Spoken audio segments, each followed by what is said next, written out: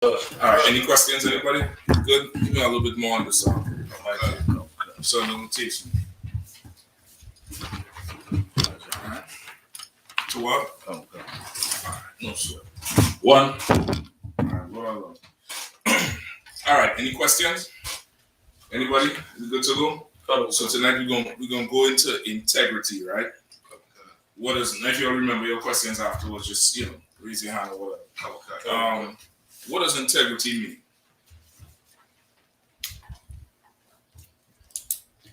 Anybody? It's like it could be defined as quality. Give me a definition then. Like what it could be defined as. Give me. Like for example, when they're looking at a structure of a building. As an example, give me a definition or a dictionary. You have a dictionary? Okay. Go ahead. Just give a shot. Dependable. Being honest. That's examples of it. I need a dictionary definition. Go ahead, Arwad. Integrity. Mm-hmm. The quality of being honest Mm-hmm. and having strong moral principles, Mm-hmm. moral uprightness, the state of being whole and undivided. All right, read it again. The integrity, the quality of being honest and Mm-hmm. having strong moral principles. All right, go ahead. Moral uprightness, the state of being whole and undivided. Mm-hmm. Anything else? That's it. All right. The quality of being honest, moral what? Moral principles. Moral principles. Right. It says the quality of moral principles.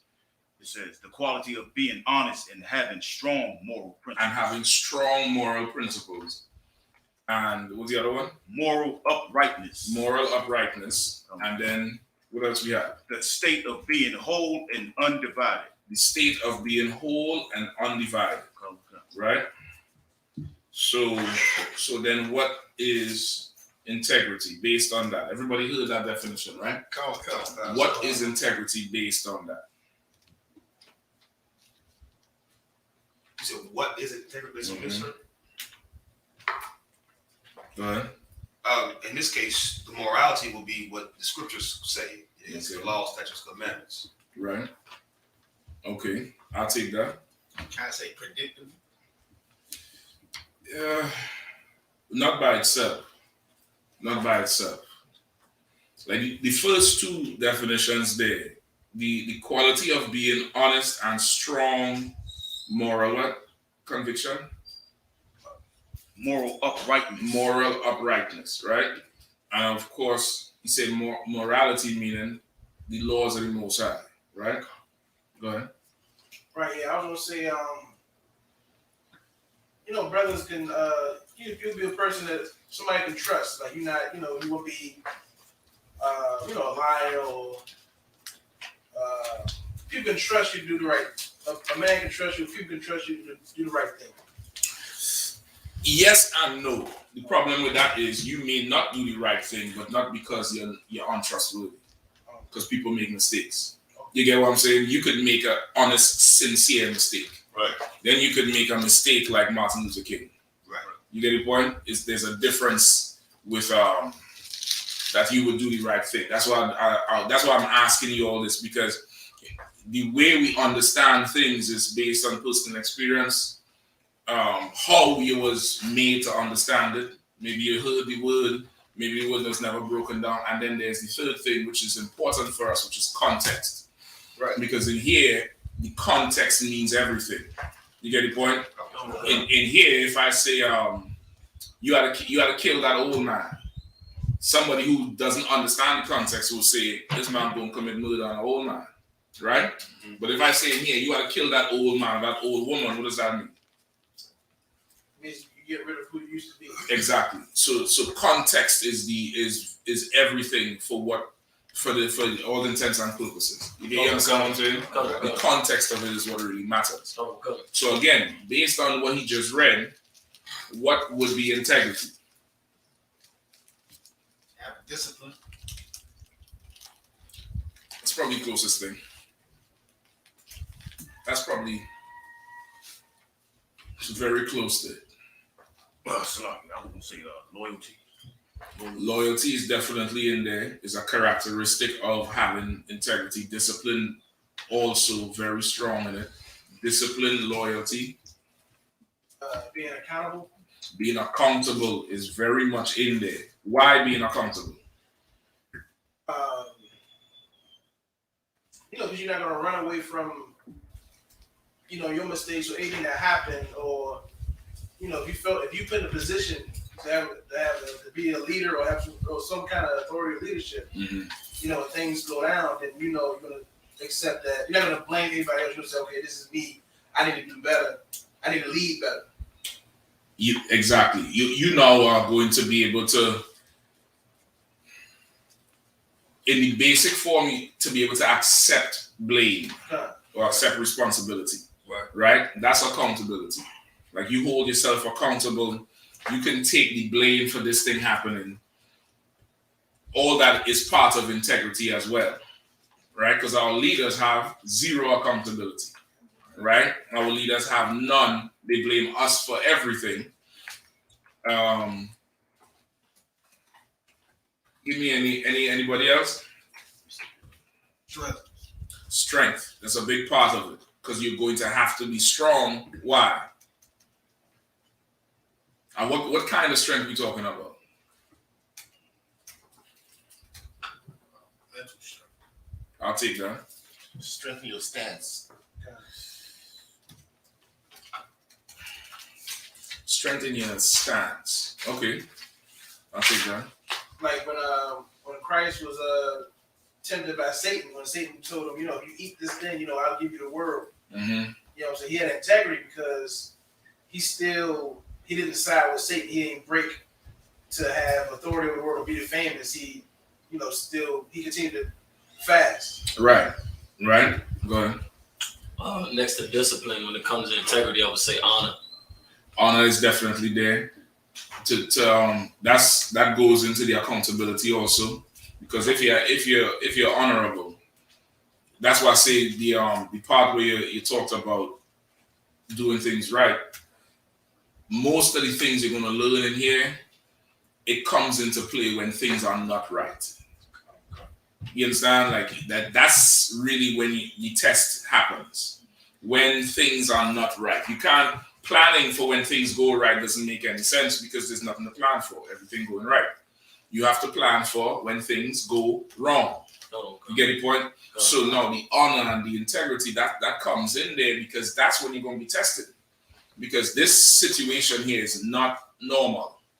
And in some situations, you have every visible and feasible reason to do what ordinary men and women would do. But based on the life we live in here, you have a higher standard. So now when you face with those positions, you're going to have to be able to make that decision or accept the responsibility for not making that decision. You get what I'm saying? That will help your integrity. It comes with your test. It comes with the test you would go through, right? You was going to say something? No, I was going to just give another count. You can go ahead. We'll come on with it. Now I'm just thinking about stories things that happen in the Bible.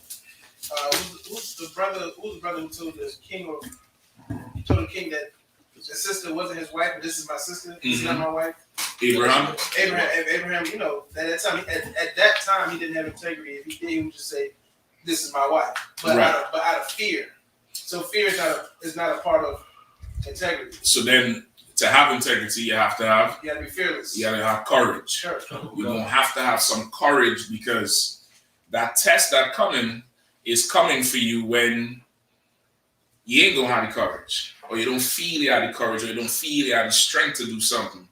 But you know it. You know what in most cases you would know what you have to do, and it just comes by you making that decision to deal with it, to do it. And if for whatever reason you didn't, you're going to have to deal with what comes after. You get the point? So in industry, engineers, builders, contractors, they have different tests they run on machines, right? And they test the integrity of a structure, the integrity of the brakes, the integrity of this tire, right? And those tests mean that this particular thing stays intact. and complete under stresses. You get the point? Under different stresses. They do it with concrete. They do it with tires, like I said. Everything you have, roofs, foundations, anything you do, that's how you get your warranties. Right. Your warranties come from them testing how long this car needs to be running before this part breaks or this belt breaks or these tires are no longer good. Right. That's how they get it, because around this time, the integrity of this thing starts to get compromised or starts to get worn or starts to get weak, and now that will affect your safety. Right. So now in your spirit, you're going to have an integrity that cannot be compromised. Right. You're going to have an integrity that cannot be made weak. You're going to have an integrity that cannot now jeopardize your safety. Right? And it's going to come under stress. It's going to come under tests. Right? Now, this is the good news. Give me a righteous man falls 7 times. Oh, God. Right? This is what's encouraging. All right? And once again, just for all the brothers who do teach, you always want to break the things down practically. Not to say what you said was wrong. When you said things that you want to do the right thing, that's good. That you want to do the right thing. But what happens when you don't live up to that? And I'm not talking about the time when you consciously decide to do some dumb shit. You get the point? I'm talking about now you make an error in your judgment. You try to do something and it don't go there. What happens after? Right? Which one part is making the error. The other part is dealing with the consequences and then standing back up and continuing, which most people cannot do. Right. You understand? Most people cannot accept a failure. Right. You understand? Or most people think a failure is a reason to turn the other way.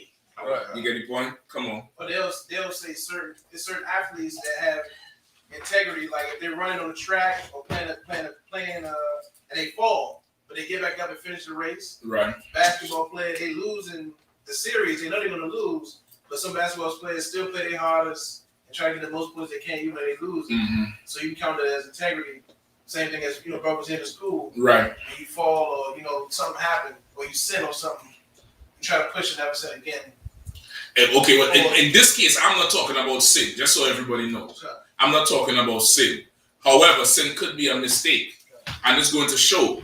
You get the point? It's going to show, or you end up coming and getting counsel about it, or you sit in enough classes, you're going to hear a topic describing bulletin point, word for word, your sin, and you're going to think, this motherfucker up here, he's seeing you, and you're going to stop. Right? One of the above could happen. But in this situation, I'm not specifically talking about sin, but you could apply it. I'm just talking about in general. You understand? Like in general thing. Now, however, is a good point you brought out with the sin, because of course that compromises your integrity. Right. And you have to look at what's making you do this thing. You got the point? Okay. Come on. I got the book of Proverbs chapter 24, verse 16. Mm-hmm. For a just man falleth 7 times. Go ahead. And riseth up again. Mm-hmm. But the wicked shall fall into mischief. Exactly. Read it one more time. Come, verse 16. For a just man falleth 7 times, mm-hmm. and riseth up again. But the wicked shall fall into mischief. Right. Break it down. So who could break it down for me? What does it say? So a just man, he may fall, but or make an error, but his righteousness is that he will get up. Right. That's who he is, and he's not going to stay there. He doesn't belong there. Mm-hmm. Versus a wicked man who falls, meaning goes into it and Mm-hmm. just stays there. And stays there. That's the. Come on. You want to say? Okay. Yeah, I would say just that. Say if you make a mistake. Say if you're a brother, you come into the school, you're trying to do the right thing, but of course, the men above you are going to mold you, and you're going to make mistakes. Mm-hmm. So you're going to get chastised. Mm-hmm. So now the brother get chastised for 2 things. Either you're going to take that chastisement and learn from it and grow, or you're going to be a little girl and run from the chastisement. No disrespect to the girls. So my bad. Or you're going to be, my bad, let me correct that. Or you're going to be Christian. Or you're going to be weak. Or you're going to be Christian. You're going to be a Christian.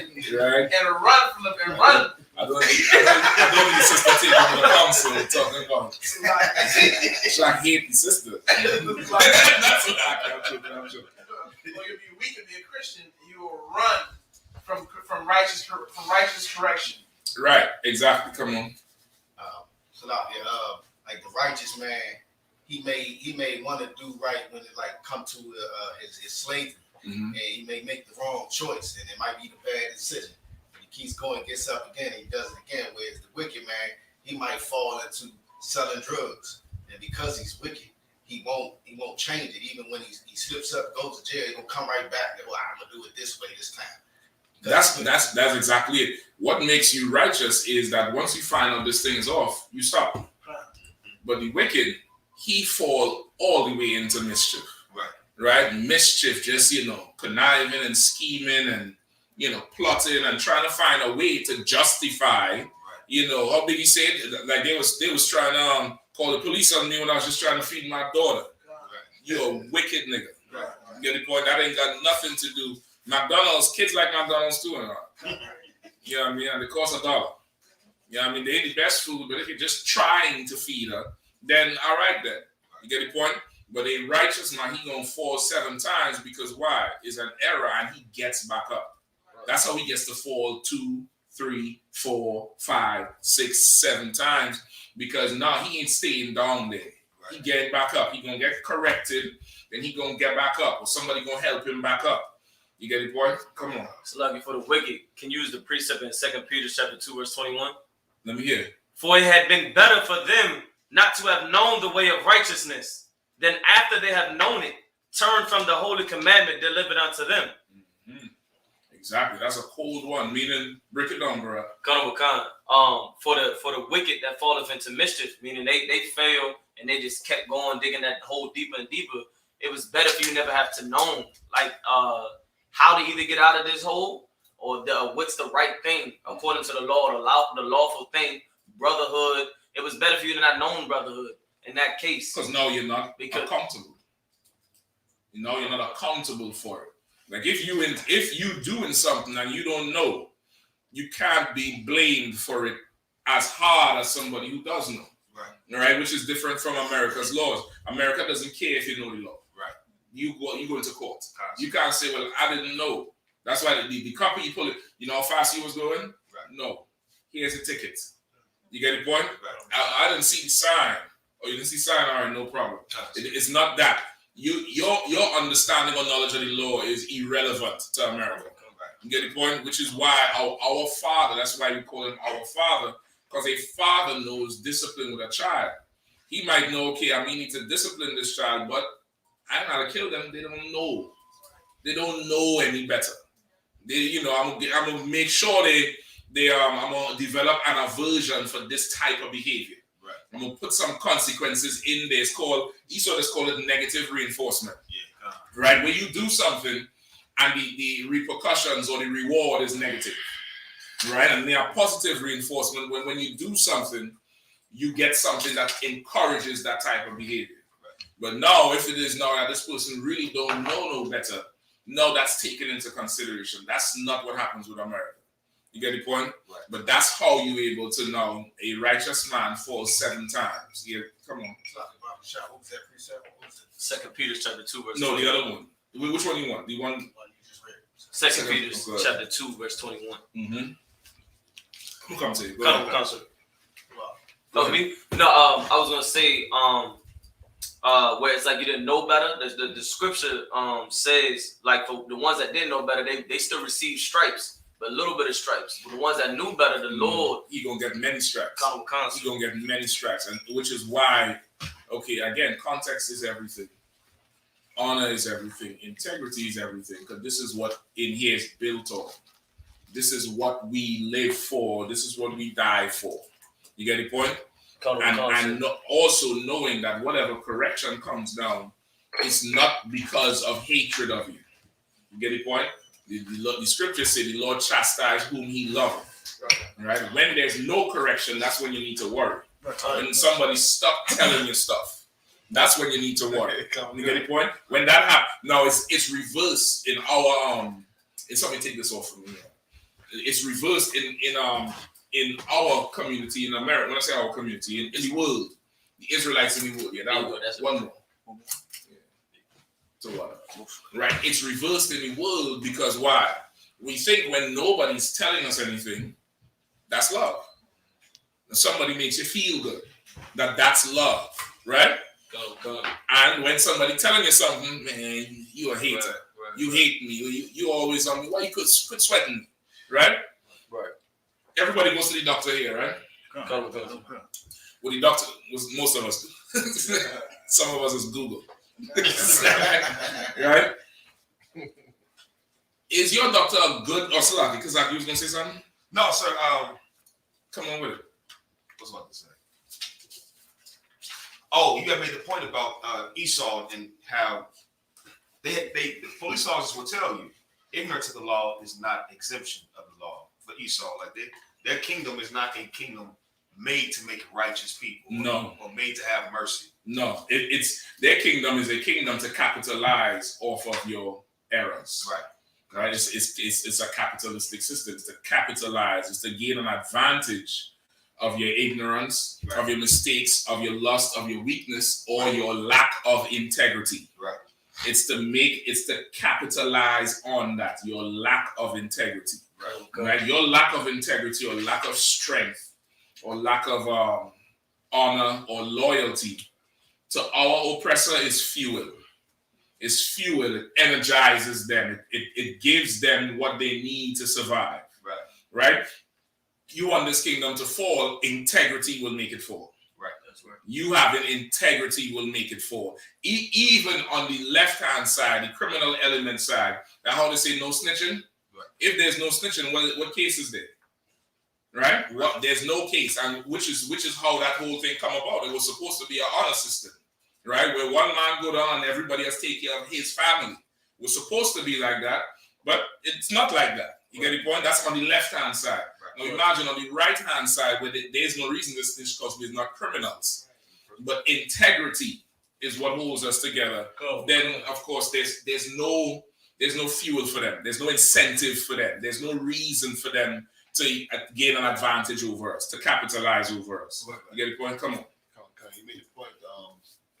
You quote a scripture that who the Lord loves, He chastises. Mm-hmm. America's the absolute opposite because they even teach parents you shouldn't discipline kids. Like, right. You should let them. And the person who came up with that, actually, I forgot his name. I did some research on it. After, when he said you should not beat kids, mm-hmm.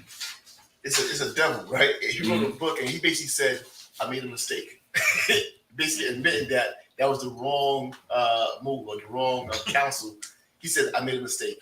Of course it is. All these monsters have taken the streets. Yeah, of course it is. Of course it is. And once again, okay, it's not so much that that's blaming us again, because the monsters he's talking about is not the school shooters. Right. He's talking about blacks and Hispanics. He's describing us as monsters when his people are the monsters. Right, You get the point? Okay. So now you go to the doctor. If your doctor tells you everything is fine, you think that doctor is a good doctor, right? He good. He must be great. What if he tells you everything is fine and your body is full of cancer and your toe about to fall off and your liver ain't shit and you have a stone the size of, this in your damn kidney? Get the point? And he's telling you you're fine. Yeah, everything good. Move it. Is he a good doctor? Right? Does he love you? No. But somehow when it comes to our own personal life, when somebody corrects you, that's hate. It's ridiculous. You're wired backwards. Right. You're absolutely wired backwards. And it's a psychological thing. It's so deep. We're beyond this class, the topic of this class tonight, but I'm going to just mention it. It comes from self-hatred. You get the point? Because people pay thousands of dollars to a psychologist to go sit on a couch, and that same devil will tell you the same thing you're going to hear. But you'll accept it then. Right. You get the point? But now, as our people, somebody telling you something straight for your own good, you hate it. You get the point? You can't have that. Correction is a huge part of integrity. Right. You get the point? It's an absolute huge part of integrity. Really, for integrity is remaining whole under stress. Right. Remaining whole under attack. Right. Not breaking. right? Generals always say, under pressure, when you're being attacked, is one or two things. Either you break or you bulk up. Right. Either you swell up because now you're under stress, just like you're lifting weights. You're under stress, after a while, you're going to bulk up. You're going to get stronger because you was able to withstand that attack. Right. Or you're going to break. Yeah, the walk to the truth, to the Commander Yana and the truth, letting us know that, because you chastise us, and we can get chastised in the school when we grow. Just like 2 weeks ago, or my father's way, his brother, he going through some kind of, for the past 2 months, he been going through something deep, so he been doing more drugs, and he's losing weight.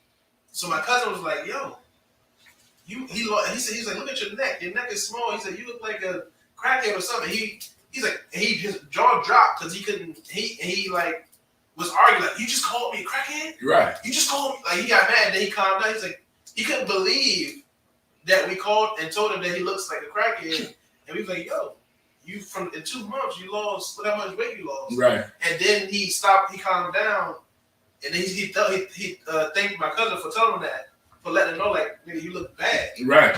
Exactly. But his first reaction was like, "Nigga, what? Yeah. Who are you talking to? Who you talking to like that?" But of course, again, he going through something. He self-medicating with the crack. He thinking it's medicine, and this thing is killing him. So in his mind, I'm just doing this to get by. But as he's getting by, he's dying, right? And it's just something within us where you're gonna have to learn it. But maintaining the integrity. Another definition or attribute of having integrity is being unemotional. Right. And it's so difficult to maintain that, especially over distance, because an attack, it is going to poke at your emotions. The test is going to poke at your emotions. It's going to go there because that's what the test is. The test is to get you emotional and less disciplined. So now you are no longer, you don't have integrity no more. You're not together and tight. You're spaced out and weak. You're not condensed and strong. You're all far apart and scattered. Now you have holes in you. Now it's easy. You get the point? You was going to say something? Oh, Shapat, you had your hand up? I'll take it back, guy. No sweat. Come on. What's up? Nah, I was thinking you don't want to compromise. You don't want to compromise. You don't want to compromise. You don't want to come. There's life after compromise, but if you're strong enough to deal with that shit, sometimes that don't leave you until death. You'll always regret that moment.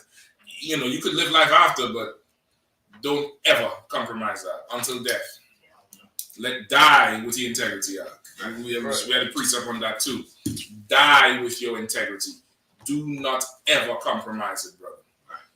You're not going to be able to look yourself anymore. You see, like how sometimes you go through something embarrassing and you can't look people in the face. Just, how you doing? Yeah, it says, yeah, I'm fine.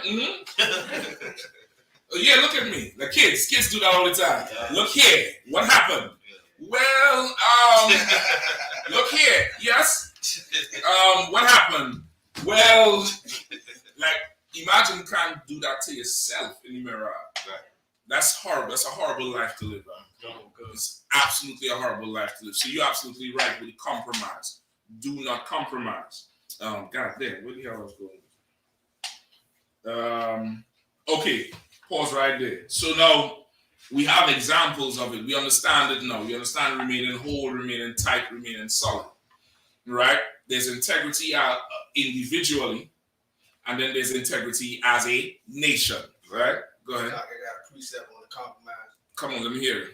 Luke 9, verse 62. And Yahweh shall say unto him, no man, having put his hand to the plow and looking back, is fit for the kingdom of God. Perfect. That's a perfect precept. As the brothers will understand this more than the sisters, but sisters will understand it too. No man having put his hand to the plow and looking back is fit for the kingdom of the Lord. Right? Similar to Lot's wife, leaving Sodom and Gomorrah and looking back. Right. Once you make this decision to go down that route, you're gonna have to live up to your decision. You get the point? You can't backtrack on that thing. Not with the work of the Lord. Right. You understand? Not with the work of the Lord. You could do that with your slavery. You could do that with a car. You get 30 days, take the shit back. Right? You could do that with a house. But with the work of the Lord, brother, you start doing it, you cannot stop without severe consequences. Right. You get the point? And it's the same for sisters. Sisters can't, become troopers and officers and go to camp, but they can give their word up in here to be a sister. Right. You get the point? They can do that thing. You get the point? So that's definitely a good precept. The brothers gonna feel that more than the sisters, because of course that plow you put in your hand to is camps and teaching, right, and sacrifice and being hated. You're getting tested every which way, 24/7. And if you can't stand it, you're going to break. Right. You're going to break. If you stand it, you're just going to bulk up. The hate doesn't stop.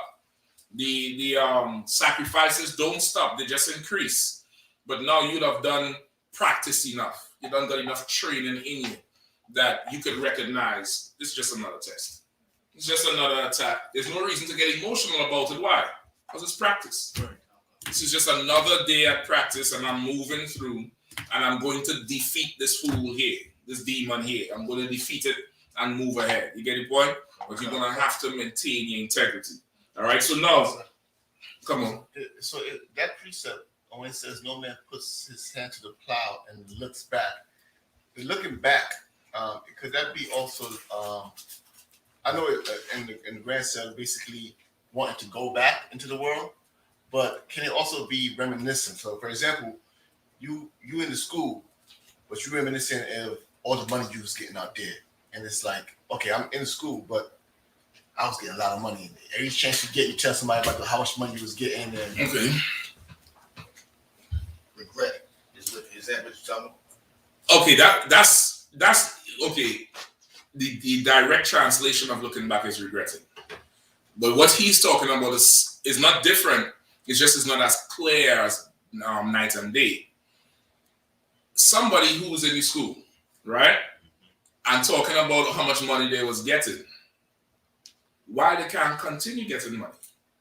The only thing we ask you to stop doing is sinning. So why you can't get money no more? Why? Oh, so like it's about me, because I guess they feel like they got to keep sinning in order to get that money they used to get. The money they was getting was coming from sin. Right. Because if you was getting money as a lawyer, how the hell coming in the truth mean you had to stop practicing law? Right. How the hell coming in the truth mean you could be I don't know what else. I don't want to use high profile slaveries because not everybody is that. Give me something else. You're a mechanic. McDonald's. Oh, say again? McDonald's, right? You reminiscing, boys, flipping them burgers, boy. I've been manager. Nigga, why you can't still keep doing it? Right. Why? So in both cases, they're wrong. One, either what they was doing for money was unlawful. Okay. Two, you're lazy. So, yeah. Because you're blaming you now having to not sin on you not making $10 an hour. Right. When that's ridiculous. That's absolutely ridiculous. Was you blaming the church when you wasn't getting hired? You was running to the church more, asking God to give you a job. So how come now that you're not going to the church, but you changed your life for the Lord, you thought you was worshiping in the church, and all of a sudden now money is a problem? No, it's just you really what it is. I'm giving it to you plain, so like you're not in the truth. Right. You're just sitting in here. That's really what it is. You're not really in the truth. Because if you was really in the truth, you'd be like, damn, I was making $250K out there. That's 25,000 in tax in tithes. Shit, I'm keeping that slave. You understand what I'm saying? Like if that's the case. Now, if it is you was doing illegal shit, you was a criminal, and you change your life, and you reminiscing about that, you ain't changed like you're supposed to. Because you're supposed to know you ain't selling crystal meth to people in Colorado whatever you was doing was hurting your own nation.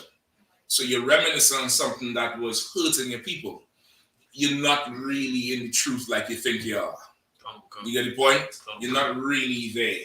There's no reason to even entertain that thing. You understand what I'm saying? There's no reason. Really, that person is looking for a way out. They're trying to convince themselves, you know, this thing is holding me back. This is holding me back. I could have been making that. I could have been making that. And then the test going to come when it's going to require a ton of money, or so you think. And you're going to be like, man, this thing ain't paying. This ain't paying my bills, so and so and so. Shalom, go ahead. Right. Shit. Listen, I know brothers who was homeless coming to camp.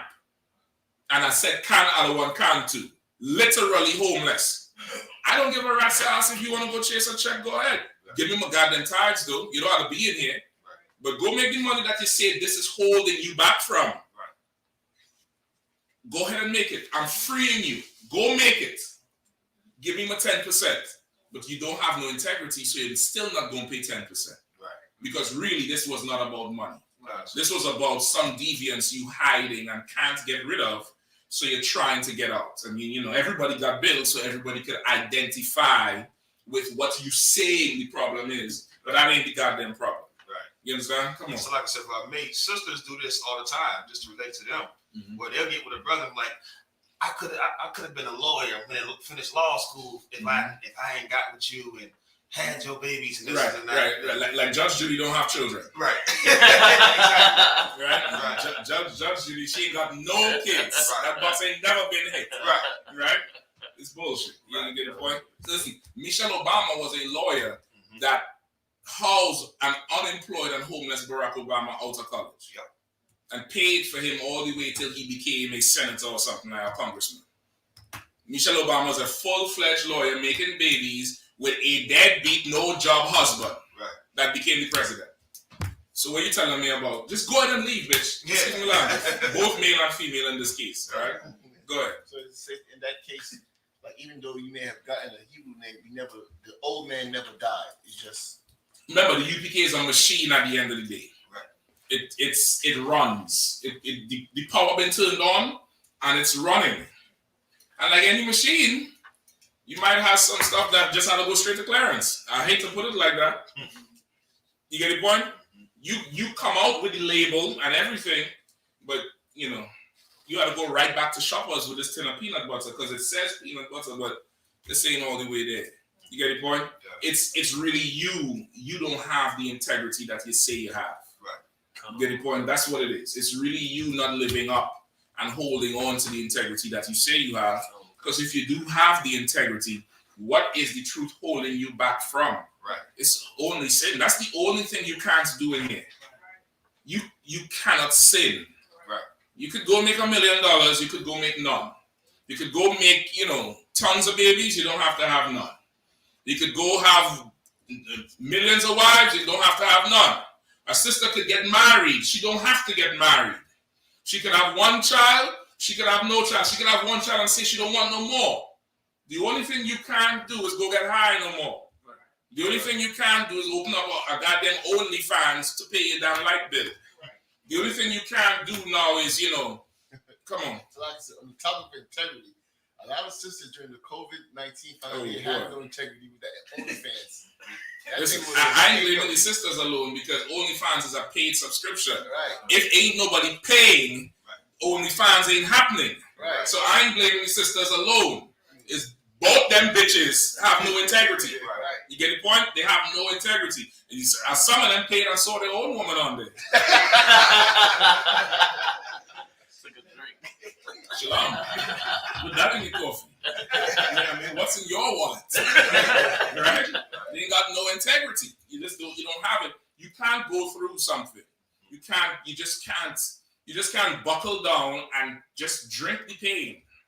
Just drink it down and let it bulk you up and toughen you up, and then it's over. Right? Hard times don't last. Hard people do. You get the point? If hard times is forever and you singing a sorry song for 10 years, you're just weak. You're just a big old softy. Right. You get the point? You just toughen up. Right. Get strong. And if you don't know how to do, get to somebody who's strong. Right? So now you have integrity of a nation, right? Somebody gonna read this for me here. All right, I'm gonna put Mark 1:1. Listen, hold on.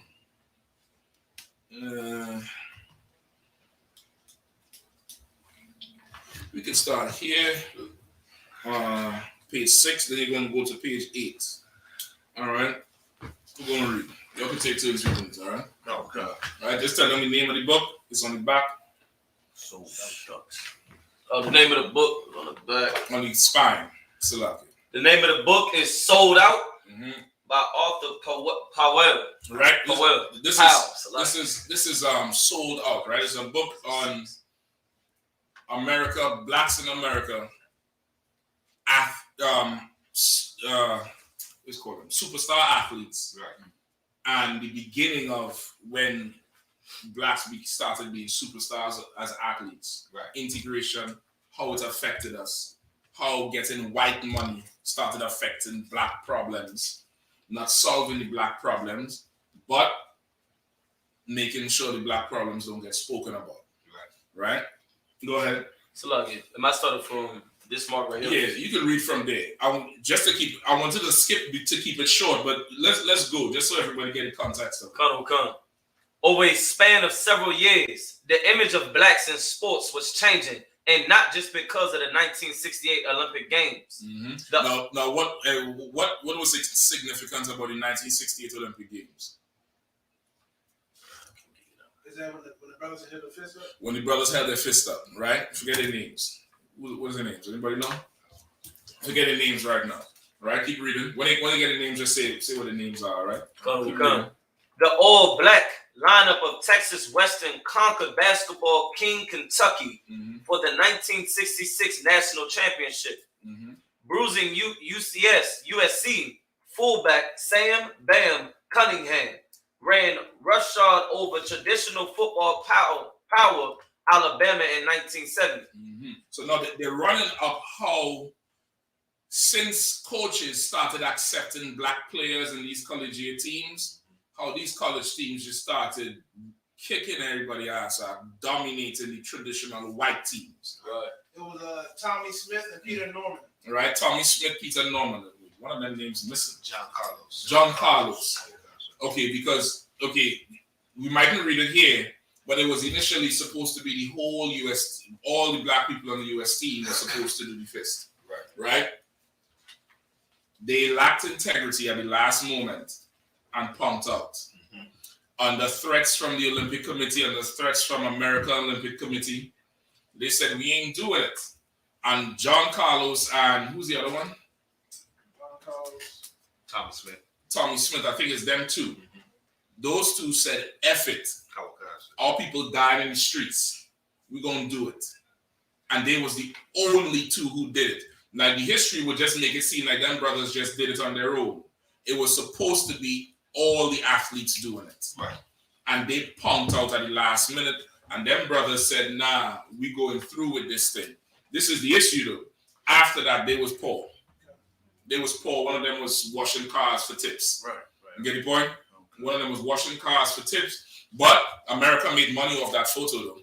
Right. That picture was viral. How many stories? Sports Illustrated, Real Sports with Brian Gumbel. They make money off of the story, but they never really tell you the other part of it, how their teammates compromised on them.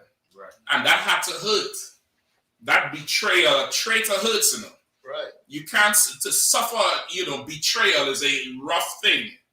And we all going to go through it if you haven't gone through it as yet. Right. To suffer it is a rough thing. And then to say after that, I'm going to still do this, even though what comes after is worse. Right. That's integrity. So now, he's saying after the 1968 Olympics, it started changing things because that now sparked a certain amount of pride in black people. Right. It did something for us, which is what integrity could do for you. Right. Integrity could straight up and down just change your life. Like, damn, he said that? Nah. She did this? He didn't do that? Right. Nah. Come on. When I found out that I was one of the real Jews, Listen, that's it. Just that knowledge alone is like, what? Okay, from here on out, I'm going to live like a Jew. You get the point, YAHANNA? No sweat. Come on, our Is this the first defiant moment in sports history? Nope.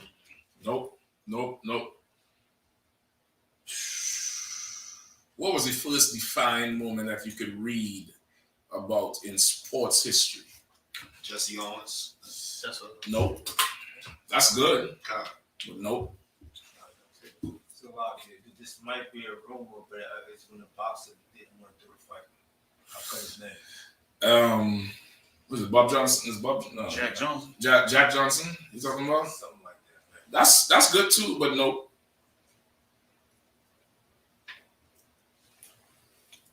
It's like I'm trying to suck it in, but The guy's like, but I was gonna say it in the Bible. When before the lions. Yeah, that's right. give him a hand. I'll take that. That was what I was thinking about. Give him a hand. Yep. That's right. I'll take that. I'll take they went to make places of exercise. Right. I'll take Matthias, who rebelled because of that shit. You get the point? Because we wanted to join the heathen and make places of exercise. Matthias was rebelling against all of that shit. You get the point? So I would not say that's the first defining moment. It's modern defining, but that was not the first defining moment. You have a whole ton. You have the rebellion of the gladiators in Rome, where they made that series Spartacus off of. Right. Those were true events that really did happen. That was sport in Rome. You get the point? That was actual, like going NFL, going to watch a game. You go watch them kill each other, and they overthrew Rome. Damn near took Rome over. You get the point? So it goes further back. But in modern times, that's one of many defining moments in sports history. One. All right. Go ahead. Come. First, eyes open, and soon thereafter, minds and doors open to the recruitment of black athletes in the South. Mm-hmm. So now, because of all this success that this one team or two teams was having, first eyes open, because why? You're accustomed seeing these lily white running backs. Right. Yeah, and these quarterbacks who they protecting, and he pull the helmet off and the golden locks. Right. And now a nigga come in there and stomping all over everybody like John Brown. Right. You get the point? Right. Eyes open first, then minds open. Now it's like, well, this could be done. You understand? It changes stuff. Go ahead. The NBA was in its final seasons, in which the league would be at least half white. At that time, imagine there's a time that the league was so white. With these changes, the league would be at least half white. That's to let you know the time we're in. Go ahead. And then there was Muhammad Ali, Mm-hmm. fresh off of a boxing exile for refusing to serve in the war because, quote unquote, no Viet Cong never called me a nigga. You understand? Like, this was a time now where you were seeing integrity that despite our poverty and the poverty that could come because of integrity, that brothers was displaying. Sisters was displaying it. So this is the time we're in. You can skip to the other page unless there's something else down there you think is good to read. No sweat. Skip to the other page where I have the asterisk. Go ahead. Khan. Then the inevitable yet startling evolution arrived. All right. So now all these things started snowballing. And now you have an evolution coming, a huge change that's coming. Go ahead. For me, for the athletes, for the country. Integration and jobs and tolerance turned a host on anger, defiance, and the most serious racial issues. No, stop right there. So now all these things is happening. And the fist, that iconic picture with the fist. Ali saying, no Viet Cong never called me nigga. All these brothers playing on these sports teams, and to them, I'm not playing for Texas A&M. I'm running for my hood over these oppressors. For, just to exchange it for the other word that they would call it. You get the point? There was a certain amount of integrity, and that was sparking a lot of, it was inspiring black people. It was creating a certain amount of pride. Right. Now, there was a time our oppressor would meet something like that with violence. But our oppressor is an animal. Right. So the cost of the violence, he started looking at in the aftermath, right? This is another thing our oppressor does. Our oppressor does a post-mortem on any event. Black people don't do that. Shit happen, we just like, who win? Who lost? All right, keep moving.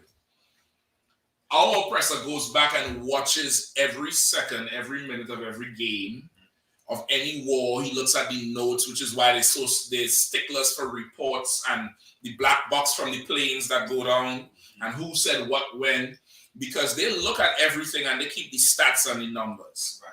And it tells them, it gives them what's called this thing?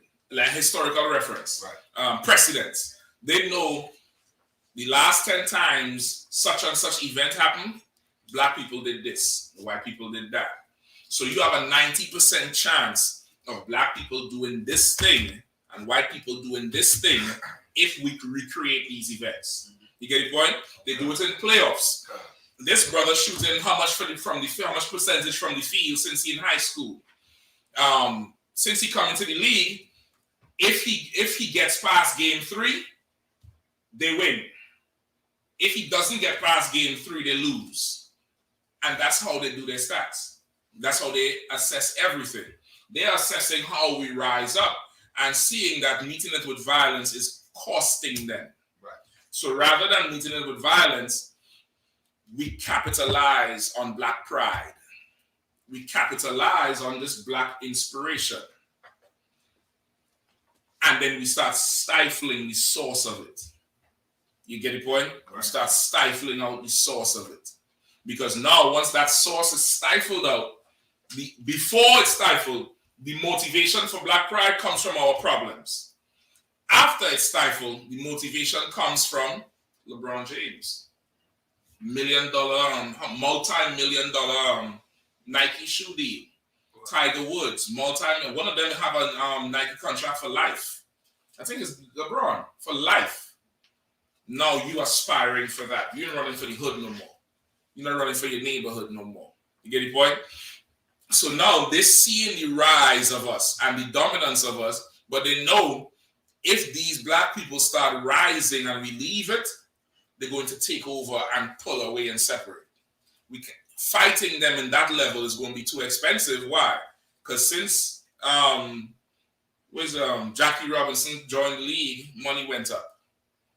You understand? Since John Brown started doing that running and running over them devils, money went up.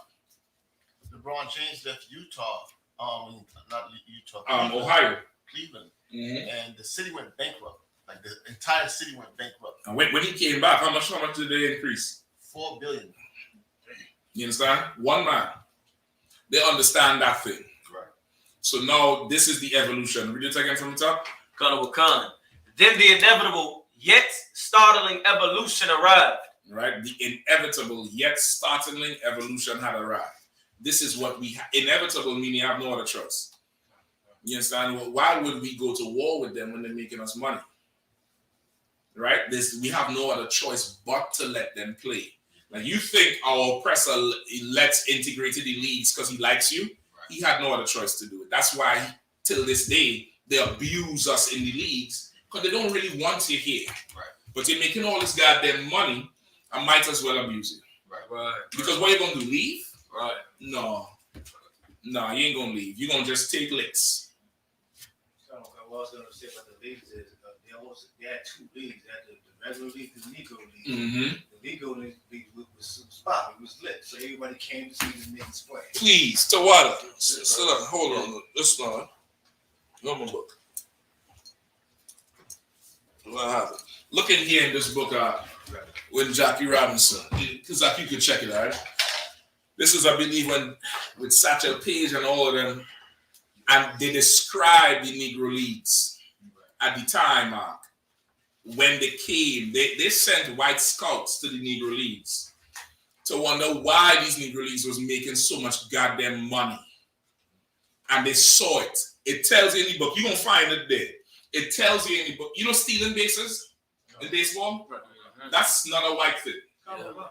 Yeah. That's a black thing. Concert. It tells you the scouts, the coaches from the main leagues, they was like, what the hell is he doing? And the crowd was like, well, he's stealing the base. They never saw that shit before. Good night. It's simple thing like the finger roll, Mhm. or a hook shot, or a dunk. This is Negro. This is black. This is salt. This is the salt. I believe sliding into bases too, if I'm not mistaken. The way they sliding now, that wasn't how them oppressors was doing it. Right. They came to the Negro League and they saw something that they never saw before. And they decided, we have to bring this over here. Come on. It's a lot here. I had to bring the movie Semi-Pro where they threw the first alley-oop ever, and when he slammed it, the referee paused and was like, It don't look right. like he called it fire. It don't look right. Once again, we alien to these people. Right? That's like shit about me. What you was just explaining on how they had to involve us in the sports. They had to deal with us. Can I use the top of Exodus 1 and 10 for that? Let me hear it. Exodus chapter 1, verse 10, the top of Exodus chapter 1 and 10. Come on, let us deal wisely with them. Mm-hmm. Yeah, that's it. Like, no, they have to deal wisely with us. Just because he's sitting in a room and getting money don't mean he like you. Come on. And we slide a quick with King Antiochus. We read about this. King Antiochus, he was trying to pay off his soldiers for a whole year, Right. just to be on standby. Yeah. And Mm-hmm. he ran out of money. Mm-hmm. And that sounds like what you saying. Like, okay, he ran out of money because he was collecting tribute from certain cities, but it's like, if I can bring out this. Go ahead. See if this is what you're saying. Go ahead. Versus now, when they learned to just embrace and capitalize. Exactly. Instead Like, of what King Antiochus did, he Mhm. realized his fault. First Maccabees chapter 3, verse 27. Now, when King Antiochus heard these things, the things he's hearing about is the rumors of Judas. Mattathias died, right. and Judas took his stand to fight for the Most High and his laws and for his people. Right. So now Judas, the heathens are scared of Judas, and now Judas' fame has reached King Antiochus. Mm-hmm. Now, when King Antiochus heard these things, he was full of indignation. Wherefore he sent and gathered together all the forces of his realm, even a very strong army. He opened all his treasure and gave his soldiers pay for a year, commanding them to be ready whensoever he should need them. Nevertheless, when he saw that the money of his treasure failed, and that his tributes in the country were small, because of the decision and the plague, the decision was discord. When he checked, let's go slide. Let's go break it down. I basically get what you're saying. It's like, okay, he had to have them on standby because Judas was putting the hurt on them. Wherever he went to, he was putting the hurt on these armies. And this guy, he did not want to lose at all. Antiochus, he did not want to lose, so he had these men on standby. You get the point? But once again, you can't outbid the Lord. You understand? You can't outbid the Lord. David killed Goliath with a sling and a stone, not a sword and shield and buckler and expensive stuff. So now they're looking back at their history and they're seeing it's expensive to go to war with these people. It's expensive to take them on. Listen, right now they're trying to figure out how to stop these cities from burning. And all of a sudden we're hearing about these committees where cops now they're encouraging cops to come and snitch on other cops who are corrupt. They're starting to do it because these cities burning is costing them. It's hurting them. You get the point? It's hurting them. And I say keep burning the cities, but it's costing them. Right. I'm not saying don't burn nothing. All right? Burn the old man. Right? Keep reading. Count of one concert. This from the top one more time. Then the inevitable yet startling evolution arrived. All right? So like, what specifically? They're talking about the Negro Leagues when this particular scout or coach went there and saw them sliding into bases for the first time, stealing bases. It's just before they approached Jackie Robinson. They was trying to figure out how they could break it. And they talk about how all the economy of the Negro Leagues, right, where people would be selling drinks and pies and food, and it was bustling, and the stands were so vibrant. Right. I got the first part you guys. Go ahead. The book is $40 million slaves. Foster Foster realized that the strength of the Black League wasn't just that it was packed with quality players who were otherwise denied a shot, but that it had also developed a distinct, though hard to define, Africanized style of playing baseball. Right, it's a distinct, but it's hard to define it. It's hard to say, well, this is the, something, the Magruder effect. Right. Or it's hard to say what the hell it is, Right. but all we know is this nigger shit they're doing on the field. Right. Africanized, of course, is what it's saying. Right. But Africans don't do that shit. I never seen an African play on baseball. Right. They go eat the ball. Eat the ball, come on. Nor are there any scouts in Africa looking for any of that talent. Oh, exactly. Listen, all the scouts is down there in Dominican Republic, in Cuba. Right. They're looking for the next Sotomayor. Right. They're looking, what's the other one J-Lo just go on? A-Rod. Alex Rodriguez. They're looking for them. Right. If they can't find them, they go to Japan. Right. But they ain't going for no, I ain't seen no Hammite in the league yet. Right. You get the point? Go ahead.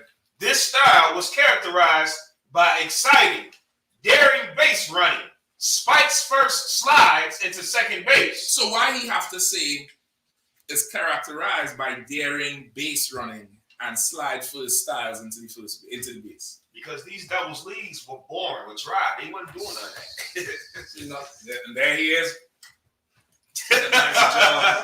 There's no spirit in it. Like our stuff is so lively and just full of spirit, and it's just like, but damn, what is he doing? Right. You get the point? That's who we are. Everything has to be entertaining. Everything we do has to have some life and spirit in it. And they saw that shit. Right. They saw it, and that's how they pulled the brothers out. They started plotting on how to really destroy the Negro League. Not to pull them out to make their leagues better, Right. but to destroy the Negro League. So brothers have no other choice Right. but to come play for them devils. Any Right. more? Concert. Go ahead. Bunting for base hits. Foster. Bunting for base hits. You know what is that, right? Sir. Come on, come on, bring it up. Yeah, he's the athlete. He's like, yeah. I used to play football. I used to play bad baseball. But I usually just so bunt is not like full swing. You'll hit the ball, and then double bunt is just you It's short. You just stick It's the bat out, short right there. let the bat tap it, Right. and then you run. Right, exactly, because it's short right there. He was trying to make a quick ground. Right. You ain't trying to use too much energy. It's you thinking. Right. It's a thinking man's thing. Once again, we invent everything. We the former of all things. That's in the Bible. Jacob is the former of all things. That's You gonna say something? And also, bunting, it takes speed and agility, which these devils did not have. Right. So by the time you get to the ball, when he hits it, that brother's He done on first base. You got to come in and try. Yeah, he done there already. So it's not And you mad from the bunt, so you throw it back. The pitcher mad, everybody mad, and nigga stealing right there. You make it even more mad. You know what I mean? They don't know what the hell is that. They call it an Africanized style of playing.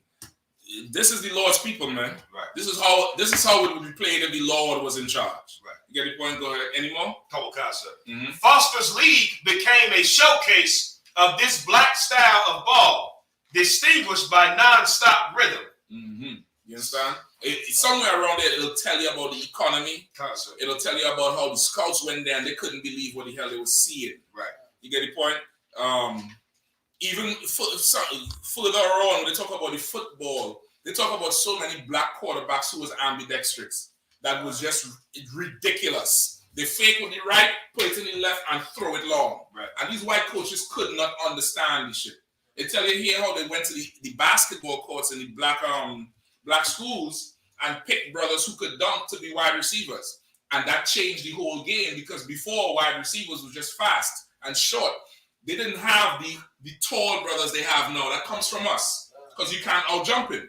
And brothers, the brothers they would pick would just out-jump the white boys till the other coaches had to go and get other brothers to jump with the white boys, with the brothers. Come on. And even in football, you never seen a quarterback who could outrun their running back. Exactly. You get the point? Keep coming. It's luck, if I may, to it. What Officer Gonzaga was just reading about how they sent scouts and all that and above, and they saw this in like modern day. What's the name's father? Lonzo Ball's father. Mm-hmm. How he tried to start the league. You understand? Bringing back all the brothers, all the talent, pretty much everybody coming to see and spending money on, and starting his own league. the media really painted it as he was just stupid. All the comments he was making was stupid. Nobody should go join his league. He's a father of integrity, not a husband because he chose the wrong woman. But his fatherhood, I can't knock that. Right. His father, he's a father with full out integrity. Even when they try to slam his sons for that shit in China, he stood on them and he said straight up, Trump ain't do nothing. Trump ain't did shit. I was the one who went down there and did that. He just taking the credit. And they say, well, you thank Trump, thank him for what? Right. Like he ain't buckle under no pressure. That's integrity. Right. And with strength like that, you could only win because they can't break you. And this is the thing: the person trying to break you has a limit. The demon trying to break you has a limit. They only gonna go that far, and then now they had to go get help to break you the next time because they can't do it. They can't. That situation doesn't affect you. You get the point?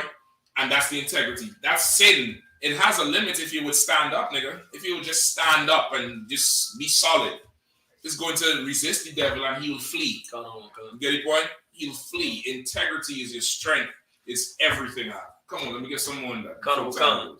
Then the inevitable yet startling evolution arrived for me, for the athletes, for the country. Integration in jobs and tolerance turned a host on anger, defiance, and the most serious racial issues. And the face of blacks in sports was altered forever. You understand? The faces of blacks in sports was altered forever. It turned a hose on all our problems. It cooled it down. They made their decision. We had to make these niggas superstars, so they'll stop talking about the crap we pushing in the neighborhood. They'll stop talking about the racism. They'll stop talking about how unfair we are. We have to do that. We have to compromise their integrity. We can't have another Muhammad Ali. Awesome. That's no. Oh, slug. So I was by them making us sports superstars. Did that bring another division amongst our people as well? Yes, it definitely did. Economically, spiritually, it definitely divided us because now this superstar that they're making, number one, he's not a legit superstar, right? You're gonna have the brothers and sisters who are really good at what they do, and then you have the one they make who they ain't really not the best. They're brothers and sisters who are better than them. Right. You get the point? But this brother and sister don't get up there with some black power shit. So I'm gonna push this one here. It's a politics and agenda. You have an agenda, you know who you want and who you don't want. And it's just that. What you saying is heavy because what they did was they would pick the person who they feel deserved the spot. Mm-hmm. And y'all would touch sort of division, and our neighbor would literally call them a sellout. Exactly. And that's why the name of the book is Sold Out. But soul spelled S-O-U-L. Like you selling your soul. You get the point? Come on. They especially do that in the music industry, where you push, certain artists that is clearly not as talented as others, but it really pushes the agenda they want you to push. Well, right now it's a cookie cutter system because we compromise our integrity. Right. So now they just take the same thing, and whether it's sports, music, acting, whatever, they just do the same thing.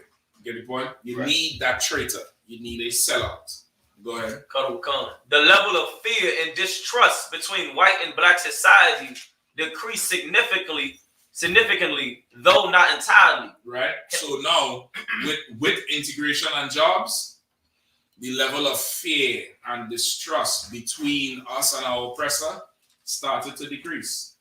Because now, none of these athletes is saying, I ain't doing this for you. You my oppressor. You the one killing me. You the one hanging me. Nobody's saying that no more. Right. You get the point anymore? Concert. Helped partly by the media spotlight and the unifying power of sports. Mm-hmm. And this is because the media spotlight, media is so, it's powerful in the youth. Because people watch it, people listen to it, people live their lives based on it, people form opinions based on what the news says, whether it's true or not. And media and what was the other thing? The unifying power of sports. And the unifying power of sports, which in old times was war. Right.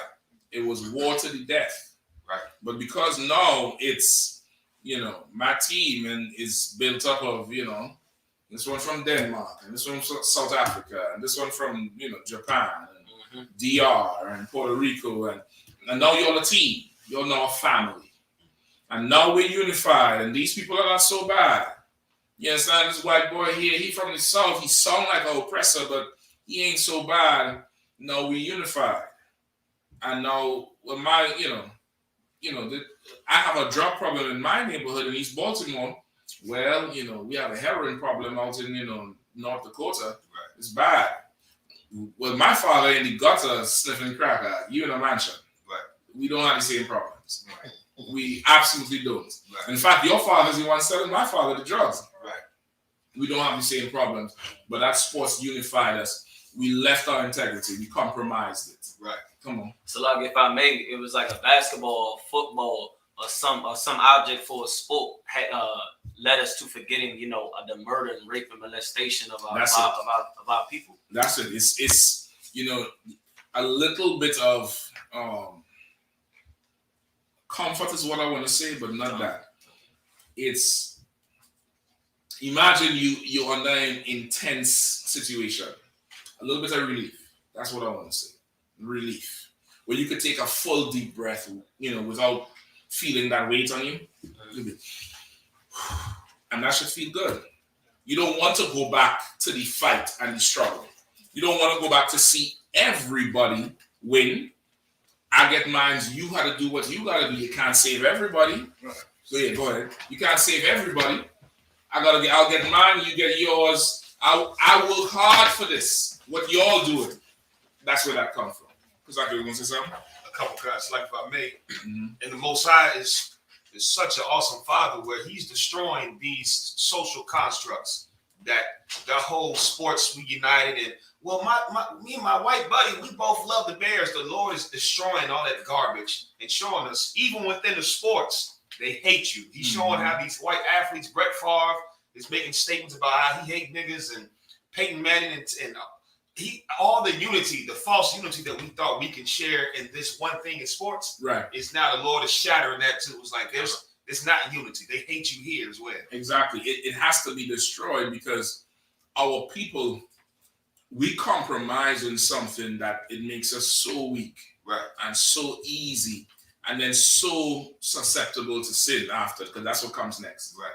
That's what comes next. The minute you forget where your people come from, you indulge in the lifestyle of your oppressor, which is sin.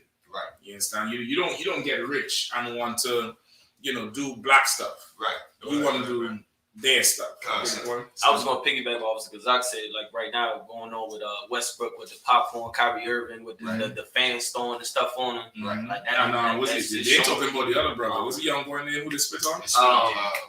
What's his name? Trey Young, I think. Is Trey Young? I think so. I think it's him. Tony was something. I think it's Trey Young. Spit on his back. Yep. They ain't talking about that one though. They ain't talking about that one though. They have full video of the devil who did it. Get it, point? Come on. Sorry, sir, if I make that's straight up assault if you spit on somebody. Not if you're white though. If you're white, it's an excited, over exuberant supporter. In the heat of the moment. In the heat of the moment, your projectiles come from your mouth. Right. That's it. His boys will be boys. His boys will be boys. He's just, he was just talking too loud and a projectile came out his mouth. Right. Like, come on, let's just read on because time. For those whites who didn't live next door to blacks or spend time around them, big time sports were their only window into a strange and foreign world. You understand? At one time, brother, we were a strange foreign people to these oppressors. Where? That's why in the cartoons they depict us like how they depict us. What's even Star Wars with Jar Jar Binks? You know who Jar Jar Binks is? Somebody put up Jar. That might be way before you.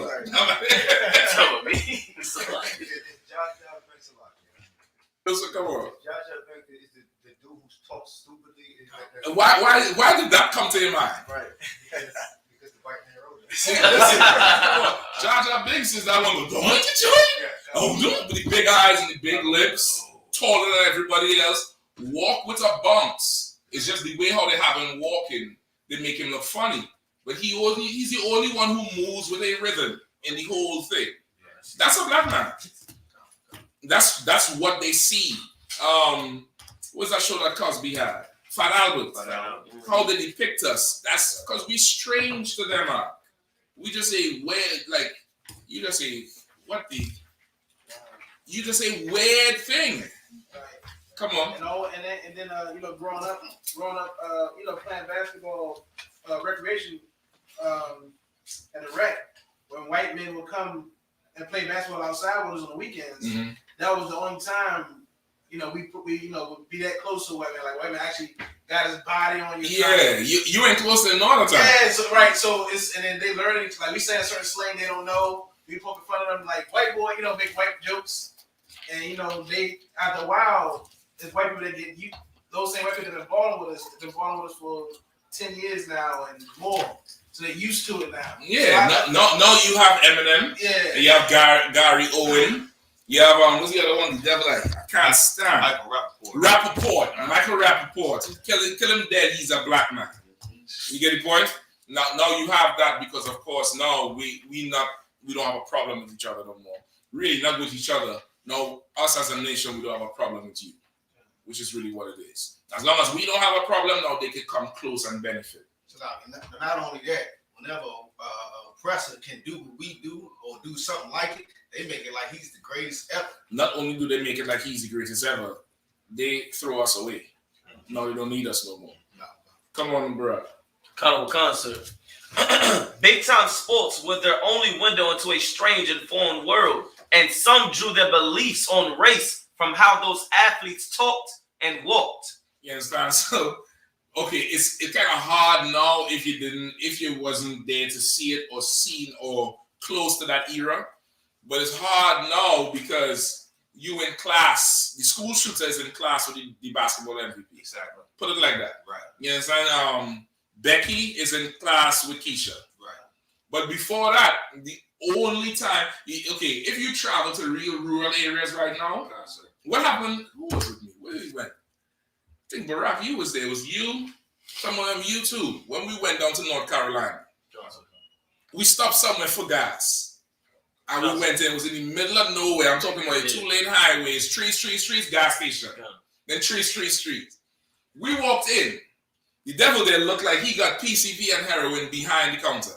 What did he say? What did he ask us? You can't remember? I think it was Kazak. No, I don't think Kazak went. I didn't step out the car. He asked us if we're rappers. Gone. He said, y'all rappers, right? right. I wanted to F with him a little bit, but I was like, I guess, you know, go ahead, because the next one gonna come in here with the sword off and be like, y'all robbing the place. But then you go to certain areas right now with a little bit of gold and a little bit of swagger and use Lil Wayne.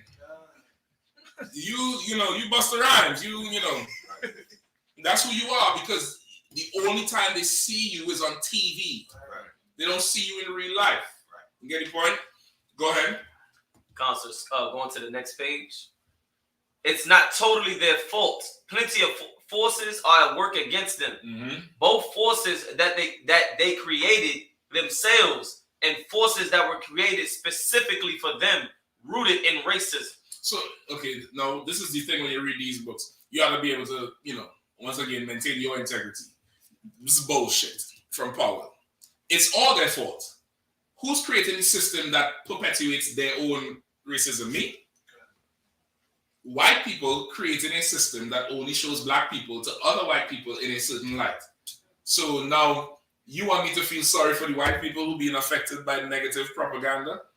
Do white people say, well, it's not black people's fault. My people create a system that affects some of them a certain way? No, they look all of us are the same. It's all their fault. And any more the integration and stuff like that? That might be it for now. Now, okay, the point I was bringing with this here was at one time we had glory in separation. Life was more difficult. Life was harder. But there was way more glory. We were a spectacle to be seen. And for want of some of our leaders who wanted an easier lifestyle and to give up the struggle and being envious and jealous of a sinner, now we live the way we live. Right. Now there's integration. You get the point? Jobs. They say the fastest way to stop a revolution is to give them jobs. You get the point? Because now You only studying. Once again, the question you ask. What's somebody who's saying the truth holding me back from making all this money? You understand? Making all this money, go make your money. There's no revolution. There's nothing that keeps black people together. There's nothing that feeds black people. Maintaining your integrity is so important, even if it comes at a high cost. You have to be able to say your people are worth it. The next generation is worth it. You get the point? And if you can't say that, now you see why we live the way we live. Why we live that certain lifestyle, that certain mentality. When there was a time to preserve the integrity, those before us didn't. They did not do it. We have that onus on us now to keep it. Give me Job 27:5. Somebody else hold Job, Psalms 25 and 21. That's the word with them. I believe that's it. I'm gonna look and see if there's any more. A couple more pages highlights. Any more?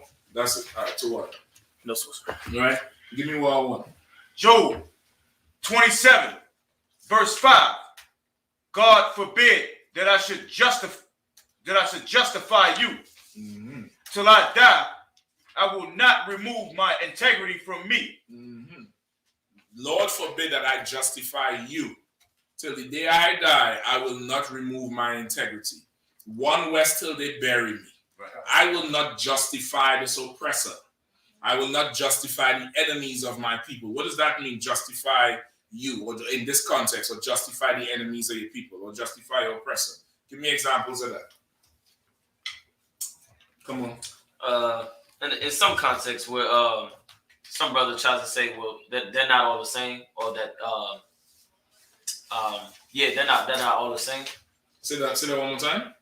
I said in some context when brothers try to say, or when black people try to say that they're not all the same, or my best friend is A little this. bit deeper than that. Come to you. Justify the oppressor, meaning basically give them reason to say that we were wrong. Like, for example, a brother who goes out and sells drugs justifies the oppressor, because then the oppressor gets to come into the neighborhood and say, well, we're here because there's drugs being sold in this neighborhood. I'll take that. Anything else? Like justify, like forgive what they did. I'll take that too. Because, okay, black people, I'm going to explain that why I say I'll take that. As a people, we cannot forgive our oppressor. It's impossible to do. Who knows why? Bring it up. Number one, you don't have the authority to forgive them. You don't have the authority. Give me something else. So like, if you forgive your oppressor, he will continue to oppress you. No. I'm going to tell you why. Because you saying that because you think we can. I'm not saying we shouldn't. I'm saying we literally cannot forgive our oppressor. We're not in a position to do it.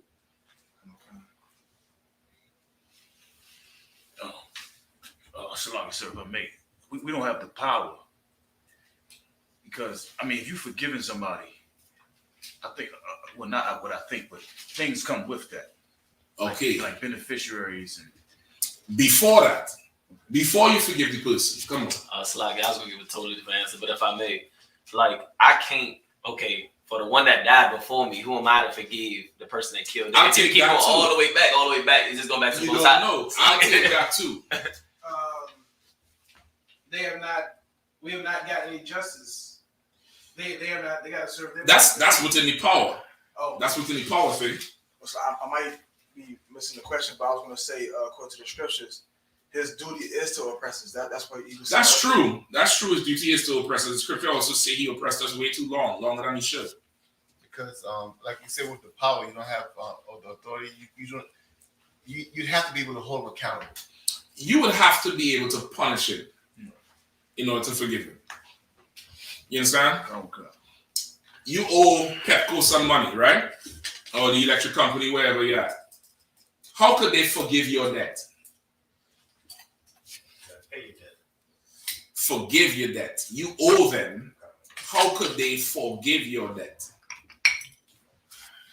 Write off the debt and not report you to the collection agency. They could write off the debt, not report you, and Leave your power. leave your power on. If they don't forgive your debt, they cut your power off.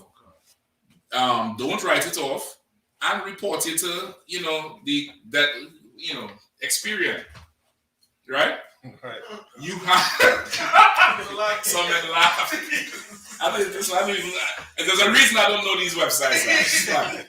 Credit score's probably like 150. So like, I don't care. Shit.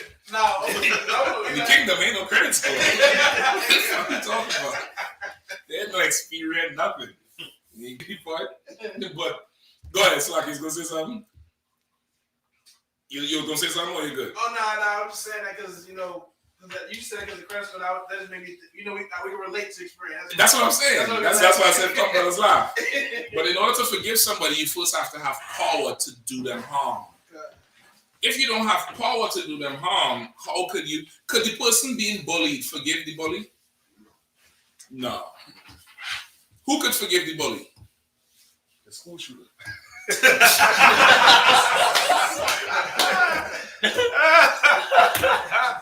I don't know. I ain't never been in school. That father who gonna knock the bully teeth out.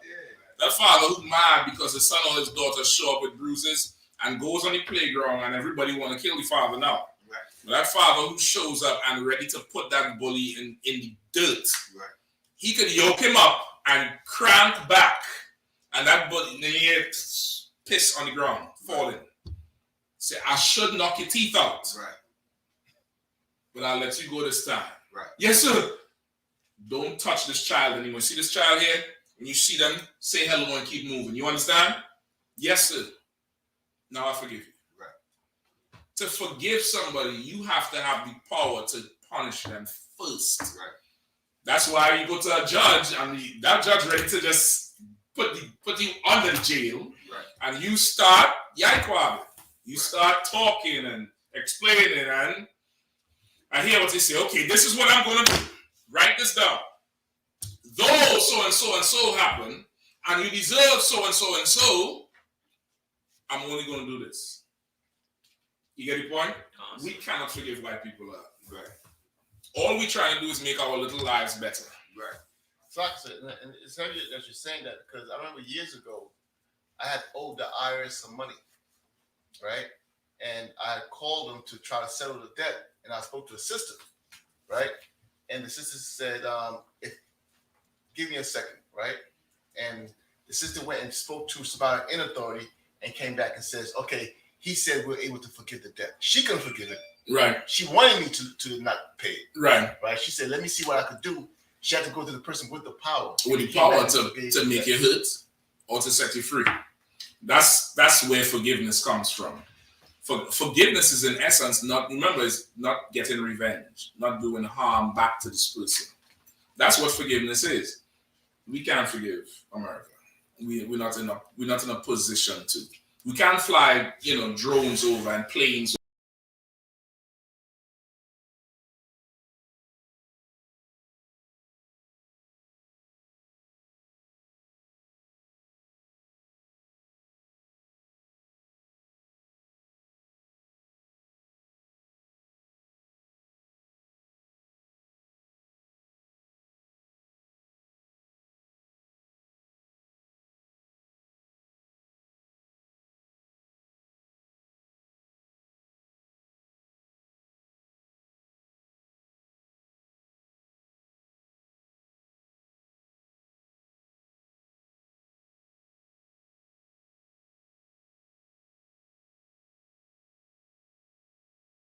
Caring too to forgive, don't you?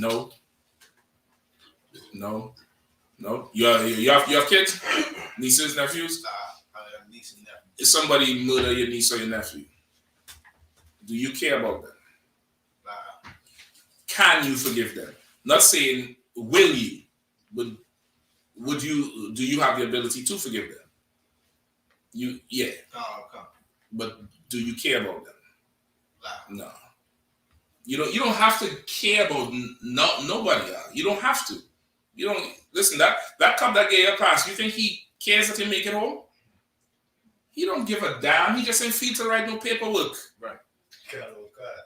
And if you talk too much, he just gonna make you write a paper. He just gonna write it up. He don't give a damn. You think that judge goes home and be like, Lord be with that soldier and let go today? No, they don't give a damn, man. They absolutely don't care. You get the point? Now, in here, it's different because we're a family. And the forgiveness comes different. You get the point? The forgiveness comes differently. But they don't, it has nothing to do with caring. This is, I'm going to exact some punishment on you for what you did to me, and I'm going to do it. I ain't going to do it no more. It's what Christ did for the woman who did caught in adultery. Right. Christ let them take her all the way to the edge of the cliff and lean her off, holding on like this. And then Christ came and held on and said, okay, I'm going to let her go. Which one of you all don't have sin? And they all left. And he said, woman, they left, I ain't going to kill you. Go ahead. It's different. It's a different. That's a real teaching lesson. We cannot do that to America. We're not empowered to do it. That time is coming when we will do it, when we do have power to do it. But right now, we don't have no power to forgive them. We can't put stipulations on them. Because in order to forgive somebody, you have to have an alternative to do something else. Right. What is our alternative? We don't have none. Let me tell you who. Let me explain. Let me crystallize it for you. Recently, some Asian shot a little 10-year-old boy in the arm. You all saw the video? You all heard the story? Somebody pull up the story and read it out as soon as they find it, right? Little boy playing, leaned his bike up in front of the neighbor's fence, went to get it. Morbike shot through the window at the boy, hit him in the arm. Morbike is out on $10,000 bail for attempted murder for a little boy. You understand? Why is he out on $10,000 bail? It's like because his people support him. Because his people could shut America down, or part of America. And they know that. They learned from Akai Gurley. Remember Akai Gurley? The brother that's the story. Right? There's a brother in New York who was shot by an Asian cop in a stairwell. They gave the case to an Asian judge, a lot of Asian jurors, right. And there was a huge Asian protest in New York with business owners. You understand? They have a certain amount of power. Say again? That was the 90s? Akai Gurley? No, that's like early 2000s. Right. Yeah. Akai Gurley, like 2011 or something. Or later. Right? You have the story? Come. Go ahead. Police, Asian man shoots 6-year-old black boy. 6 years old. So okay, I said 10. Go ahead. Allegedly claims to defend himself. A 6-year-old Asian boy from Michigan was shot by an Asian man. Mm-hmm. And now MTO News is hearing that the Asian man may be planning a self-defense claim. According to police reports, the incident began when the first grader left his bike on his neighbor's lawn in, this is a wild name, Y.P. Salante, Michigan. Salaki, go ahead. Why Salante? I don't know. Go ahead. Kobe Daniel, 6 years old, and his friends were outside on their bikes on Candlewood Lane in Salante when they stopped their bikes and left one of them in the front of a neighbor's house. Mm-hmm. When Kobe returned to his bike, police say the Asian man came out with a sledgehammer in his hand and said something to the boy. Kobe allegedly made a comment to his neighbor, and it infuriated him. MTO News learned. Right? So he came up with a sledgehammer. There's an interview with the boy, because like if you find it, you can pull it up. There's an interview with the boy. The boy said he swung at him first, but the boy ran, and then he said something.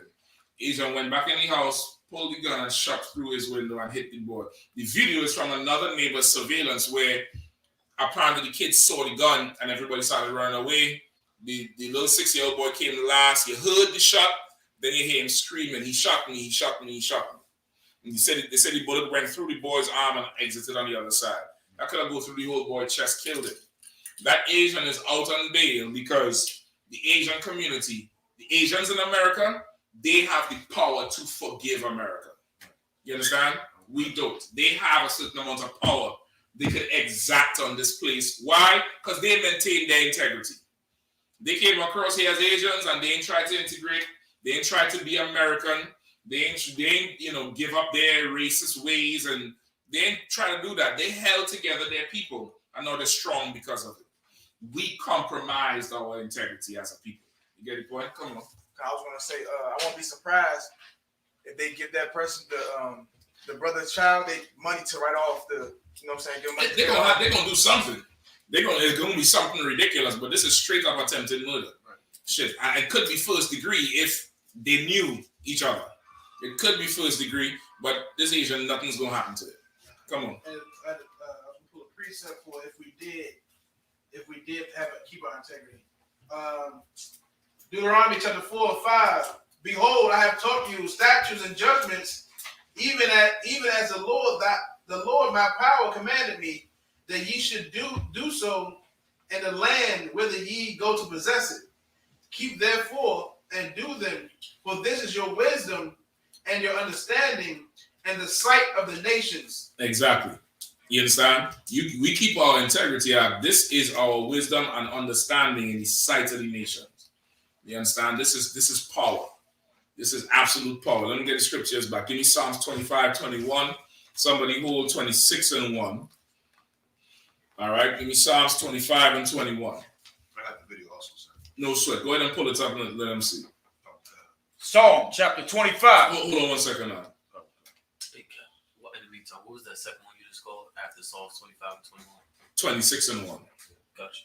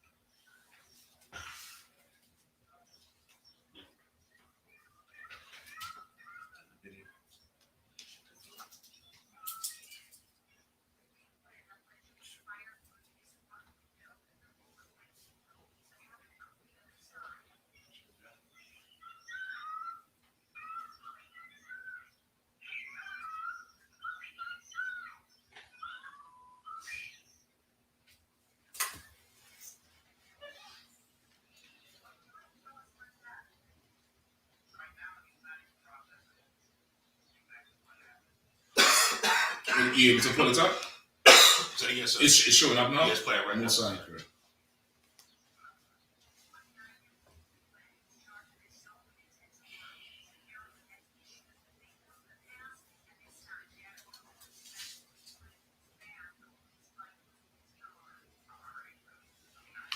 Okay, stop Asian hate though. Right. Almost lucky. That's what I was.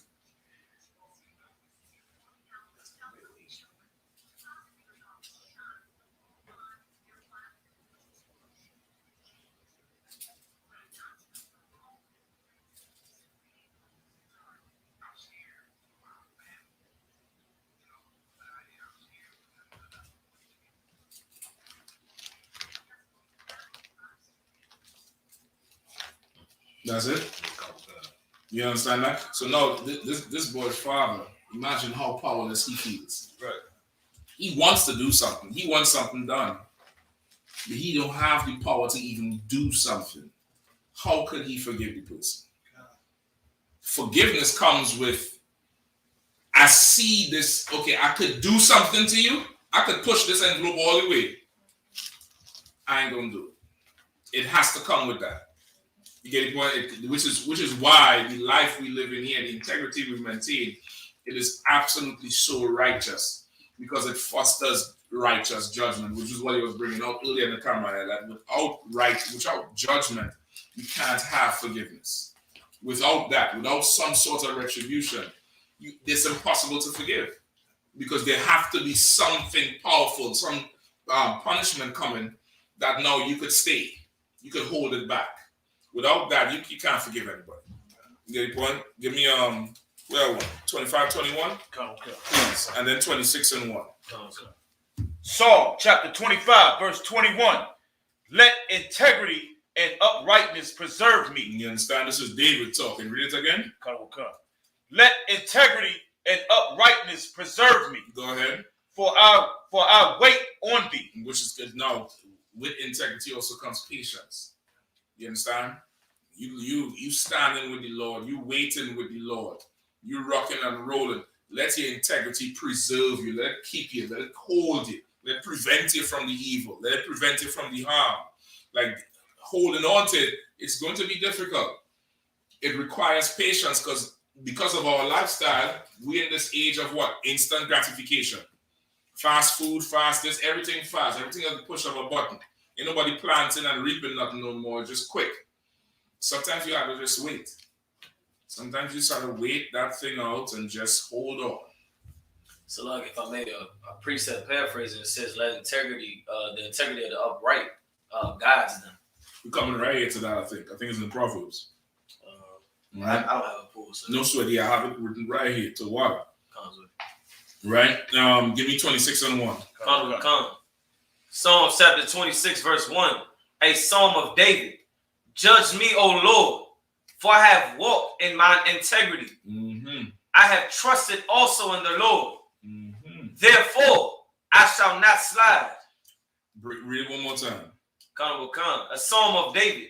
Judge me, O Lord, for I have walked in mine integrity. Right. I have trusted also in the Lord. Mm-hmm. Therefore, I shall not slide. All right. Break it down. Anybody? Come on. Come on. Can you read one more time out? Come. A psalm of David. Judge me, O Lord, for I have walked in mine integrity. I have trusted also in the Lord. Therefore, I shall not slide. Mm-hmm. So he said, Speak up a little bit. so like he said, walk with me. So the first part. He said, judge me. Judge me. The first part meaning whatever the Lord will is, rather David lives, receive the reward, or die, or being punished. He said, let his will happen to him. In this, okay, not so much like his will. A little bit more. Read verse 2. Verse 2. Examine me, O Lord, and prove me. Try my reins and my heart. You understand? Go ahead. So now he's just saying, try me, test me out. You know what I'm saying? Like you said in the beginning, how the integrity of buildings and wheels is test through stress. Mm-hmm. You know what I'm saying? You can stress, Lord, you can send me tests and stress, and you will say, I'm not going to fold. You know what I'm saying? I'm loyal to you, I'm following your commandments. Right. You know what I'm saying? I'm trying to be a man after your heart. Right. You know what I'm saying? So he's saying, yo, test me. I've stood in my integrity. And I followed you. If bring the test. Like it's almost like it's like a challenge or it's like a cry or a plea to the Lord. Man, come test me, man. Test me. Don't just leave me in this. Test me, and if I pass the test, let me have it. If I fail the test, let me have it. But come and check me out and see. You know what I mean? Examine my reins, examine my heart, see what's really going on. Test me. Go ahead. If I may say a word, a negative word, right? This is so black, right here, right? It's like he said, "Come test me, and I will not slide." We would say, "I will not slip." I ain't slipping. You know what I'm saying? I ain't slipping. Try me if you want to. Exactly. I ain't slipping. But he's talking to the Lord in prayer. Now, this is the thing. You come in the school, you're a young brother. Most of your brothers done past that stage of a young man. You have a few brothers here still around that same that age range in terms of in the spirits in the school. This should be a prayer to the Lord. Test it. Try it. You sisters, you come in here. Listen, welcome adversity. Welcome it. Without it, how the hell do you know who you are? You ain't never been through shit. You live a comfortable, fluffy life. You don't know what you can stand. Welcome it. Welcome adversity. Welcome that whole thing. You get the point? And just expect that, if you pass this one, more tests coming. Don't be like, yeah, man, I beat that test. God damn, I told so and so, I rejected that. No, okay. Ain't no sweat. That demon, he getting props too, That demon, he getting his rank raised, all kind of shit. He wanted on you. So he coming back. He coming back again. Welcome that test, Doc. Welcome that adversity, brother. That's how you're gonna know who you are. That go to war.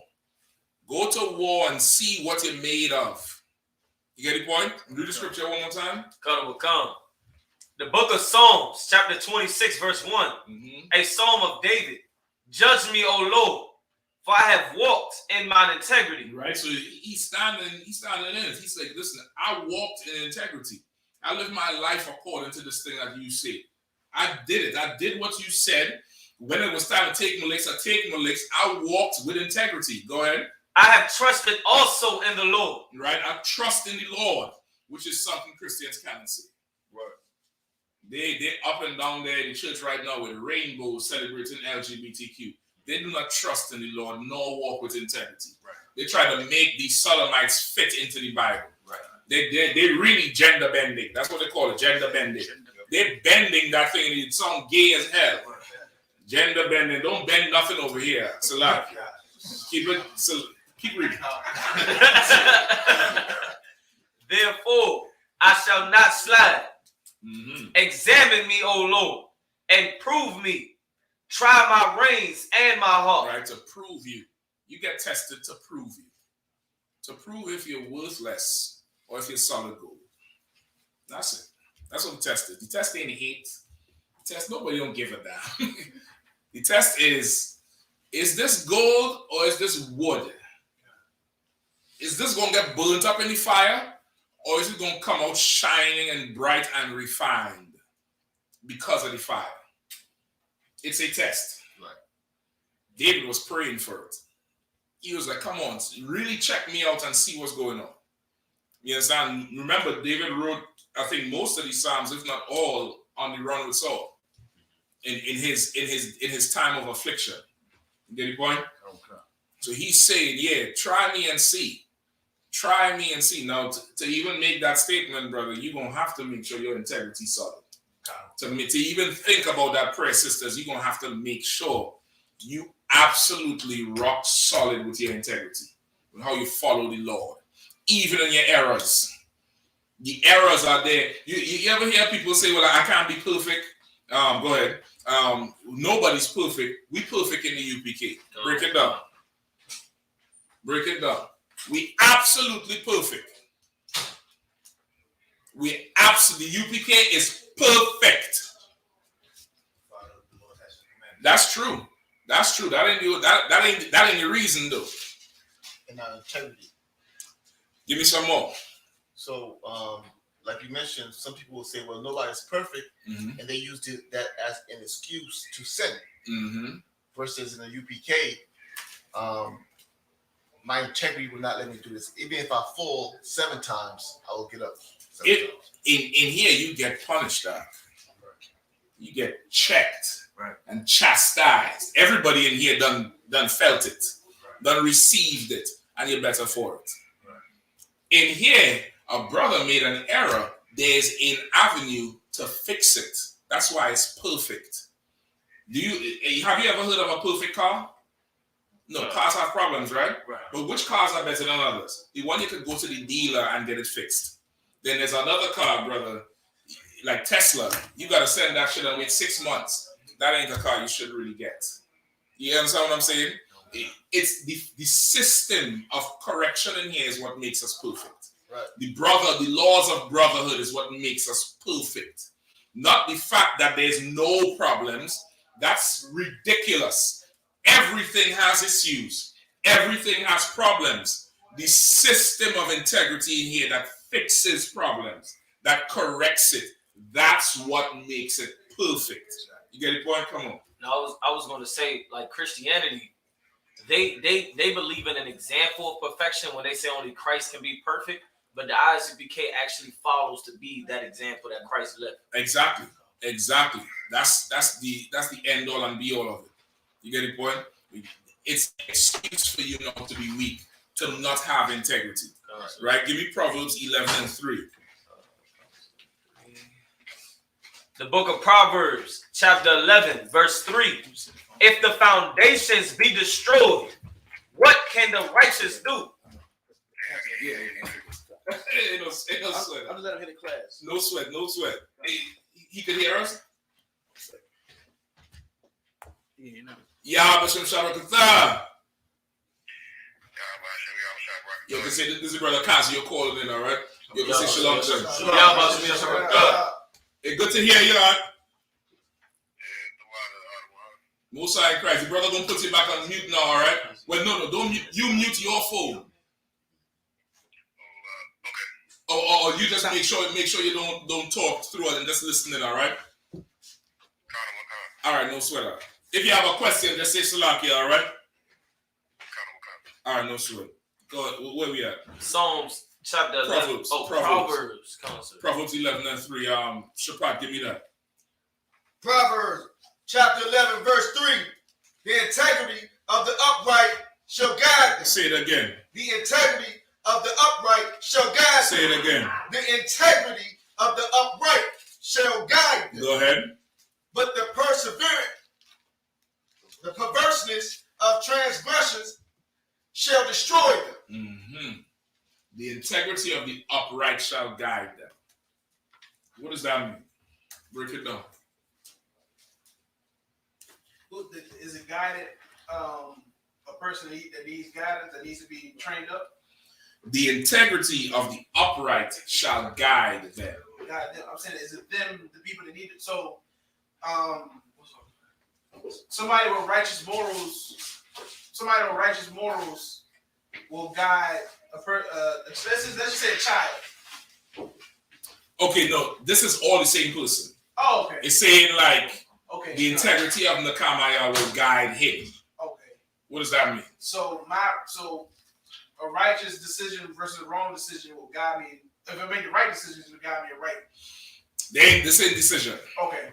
It's what so they black people like to use the term of how I'm built, meaning that who I am and what's in me. So that integrity that the school puts in you, when the decisions comes, you will make the right decision because of that integrity that was built into you. It didn't say right decision. It said it will guide them. Exactly. This is the exact precept to Proverbs 24:16. Like the integrity of the upright, the righteous brother is going to always keep him going. Going where? Whether he falls or not, towards the narrow gate. I'll take that. Meaning this. Go ahead, Al. Another word for integrity is strength. So the strength of the upright is following the law, statutes, and commandments. So the strength of you following the law, statutes, and commandments will lead you in the right direction. I'll take that too. That's real good. Okay, this is what it is. You may have a certain situation where you don't know what the hell to do. Right? You don't know what to do here.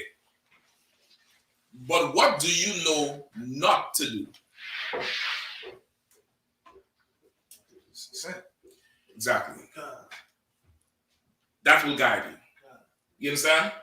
You might be in a situation where you don't know what the hell to do here, but I do know what the hell I'm not doing. That is what's going to make you. You get the point?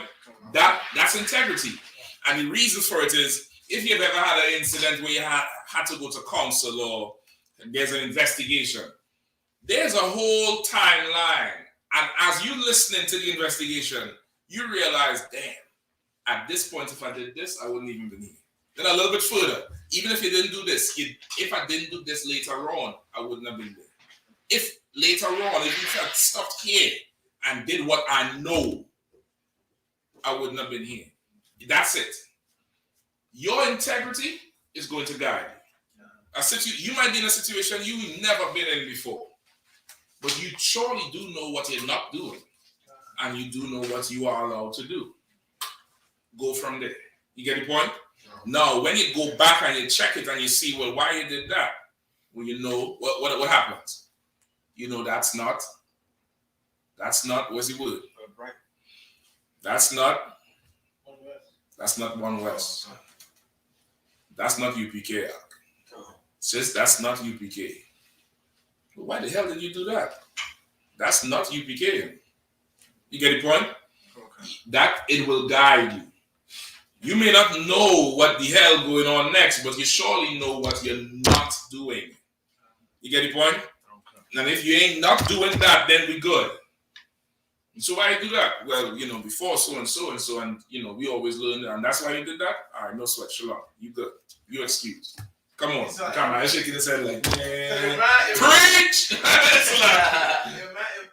me of a hard-headed broad in the world.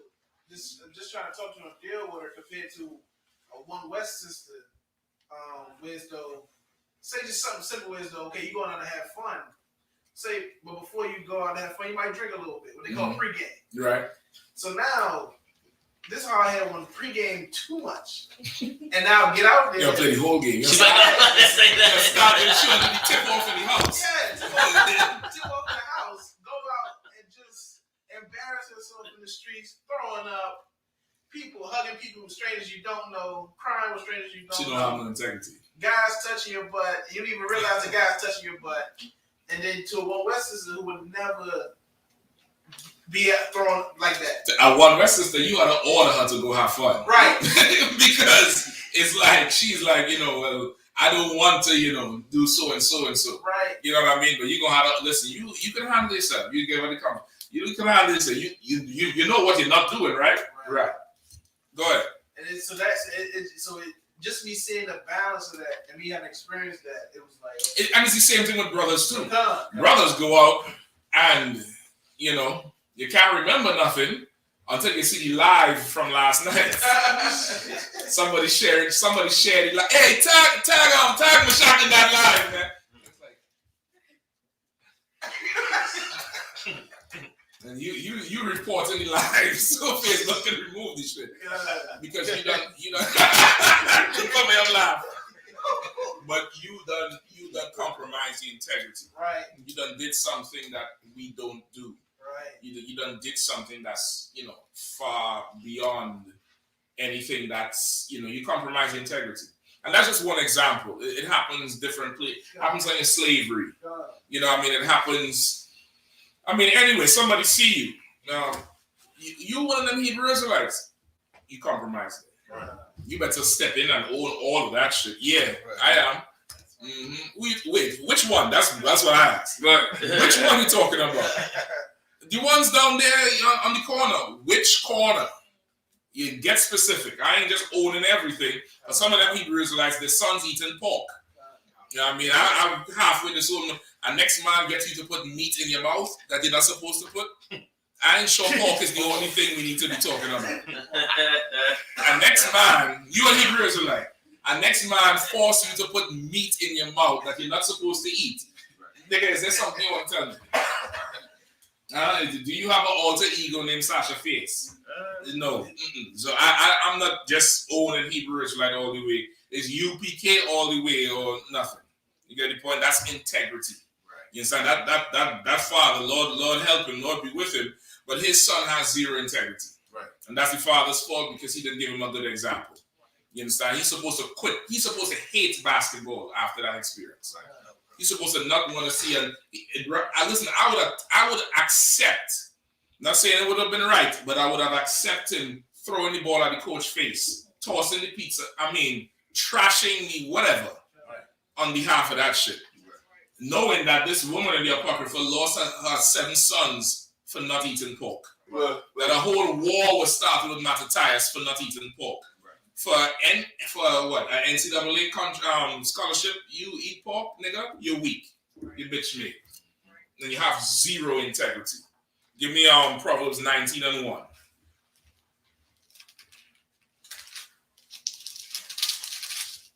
I'm gonna do the Apocrypha the next book week. Of Proverbs. Come. Go ahead. The book of Proverbs, chapter 19, verse 1. Better is the poor that walketh in his integrity. Read it again. Better is the poor that walketh in his integrity. Read it one more time. Better is the poor that walketh in his integrity Go ahead. than he that is perverse in his lips and is a fool. Exactly. You understand? I worry on that question you asked about that person who talking about, since they're coming through, they can't make no money. Right. Well, it's better that you be broke and be solid than be rich and weak. You get the point? Oh, it's like with a precept be, I don't know the exact scripture, but like the righteous man doesn't need the law because That's in Galatians, I believe. The Gentiles are a law unto themselves. They don't have a need for the law. Meaning that is different from this because that law there is talking about the priest or the police to enforce the law. Go ahead. it's a lot that I wasn't talking about. It's more like General YAHANNA broke it down. I don't know the exact scripture, but like if you're righteous, like you wouldn't need the law because the law is not for the righteous man because he follows the law, so you would never see him. That's what I'm talking about. All that's in Galatians right there, meaning these people obey the law, so they are a law unto themselves. They police themselves.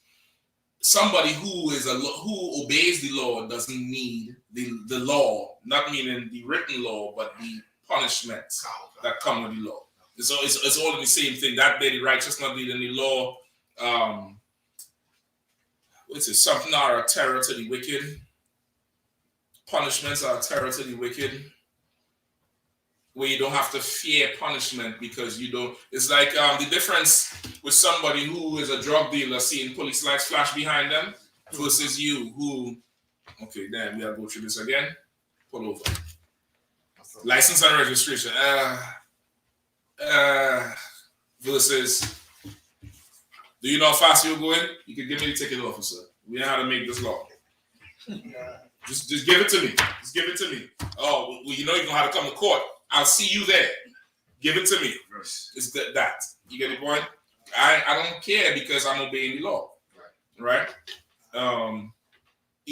Really one more? No, where we at? 19-1. So like I want to take that from here. Proverbs chapter 19, verse 1.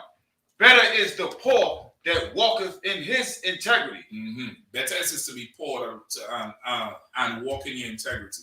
That's what we just read in Sold Out with the athletes, with the integration. You understand? Right. It's better to maintain your integrity than trade it for riches because that's what's going on now. Right. All our leaders are trading us up for riches, for wealth, for the promise of wealth, for what they think they could get for us and selling us all the way out. Your integrity is going to make sure you don't sell. Right. Your integrity is going to put a price on you that nobody could pay. Your integrity is what makes you valuable. You understand? That's what makes you valuable. Settle for black people. Don't settle for the oppressor. Right. You ever hear people say, I ain't settling. Nigga, I settled. I'm a nigga. And my brothers is spicks and wetbacks and niggas. Right. I settled. And because I settled, this oppressor can't buy me up. Not for sale. You get the point? The stock is too high for you, devil. And you'll never be able to pay me off for it. That's integrity. You get the point? Come on. I was going to say a precept for the ones who sold out for wealth. And again, I say unto you, it is easier for a camel to go through the eye of a needle than for a rich man to enter into the kingdom of God. You might need a little backup on that one, but similar, right? You might need a little back. No, that's not to say a rich man can't have integrity. You get the point? A man with monetary wealth can have integrity. Right. In this case here, Christ was saying that because this rich man did not want to sell his possessions and follow Christ, right? He didn't want to do it. He said, in fact, this rich man here has obeyed the law. When you read it, he said, I've obeyed the law from my youth. What more do I have to do? And Christ said, sell your possessions and follow me. The rich man sunk his head and walked away. So, did Joseph, the brother who went to Pharaoh to ask to bury Jesus Christ, right? How was that? Mm-hmm. Did he regain his integrity? Say that again. Joseph, the brother who went to the Pharaoh to ask to bury Yahushua. Ask to bury the rich man. know, the scripture was talking about, it was a rich man who asked to bury him. It's not the same person. It's not the same person. His name is Joseph, no? No, it has several different Joseph, but you gotta tell me, he asked to bury Christ? He asked to bury him. If you know what I'm talking about. Yeah, pull it for me if you find it. It sounds like you're asking me one where he asked for power, spiritual power. He asked to buy it. Not that one. He asked to bury Okay, yeah, pull that for me, please, if you don't mind. Right?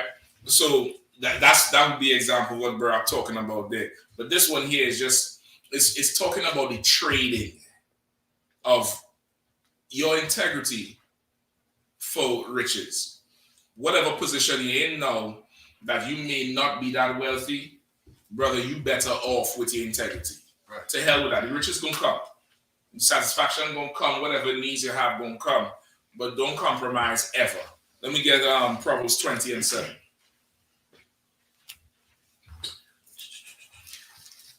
Proverbs chapter 20, verse 7. Go ahead. The just man walketh in his integrity. Read it again. The just man walketh in his integrity. Go ahead. His children are blessed after him. Right? His children are blessed after him. You understand? Are we the blessed generation after the 60s and the 70s? Nah. Why? Because they didn't walk in integrity. If you ever wonder why we are the way we are, our forefathers, the immediate ones, did not maintain integrity. Come on, tell me. Kind of got the scriptures in Matthew 27 and 57. Go ahead and read it. Let me see if I remember When anything. evening was come, Matthew 27 and 57. When evening was come, there came a rich man out of named Joseph, who also himself was Joseph's disciple. Verse 58. He went to Pilate and begged the body of YAHANNA.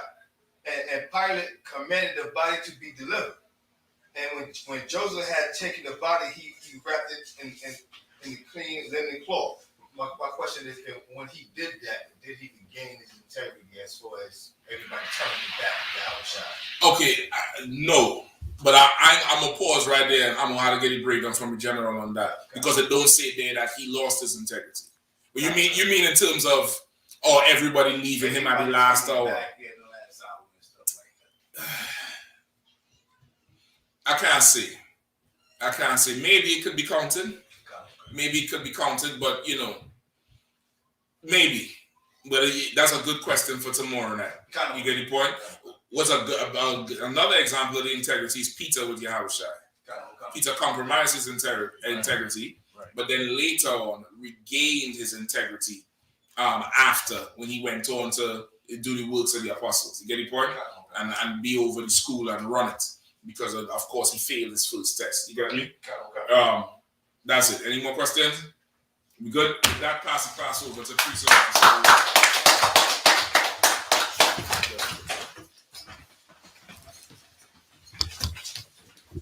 I.S.U.P.K security announcements.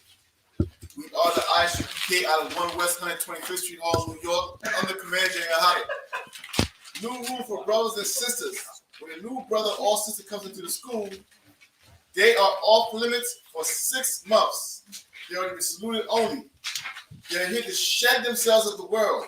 After 6 months, if a brother or sister has interest in a particular person, he or she must get permission from the head to speak to a brother or sister. There's another 6 months in which the brother or sister will court each other. After the 6 month period, the brother or sister will get permission from the head to marry. Tithes, which is a commandment.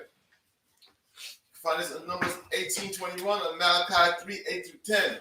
Pronounced Mayashra in the Hebrew. 10% of every penny of any increase the Lord gives you, give to the treasury department or teacher. Priest fund is free will offering. It's not mandatory. Whatsoever amount you would like to give. Upcoming Holy Convocation will be the Feast of Unleavened Slaughtered, the Feast of First Fruit, June 21st before sundown. This is according to Leviticus 23:10-22.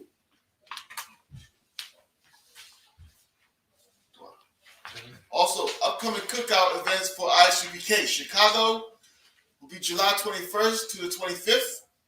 New York, August 19th to the 21st. Texas, October 7th through the 10th. Las Vegas, November 11th to the 14th. Florida, December 2nd to the 6th. No, sir.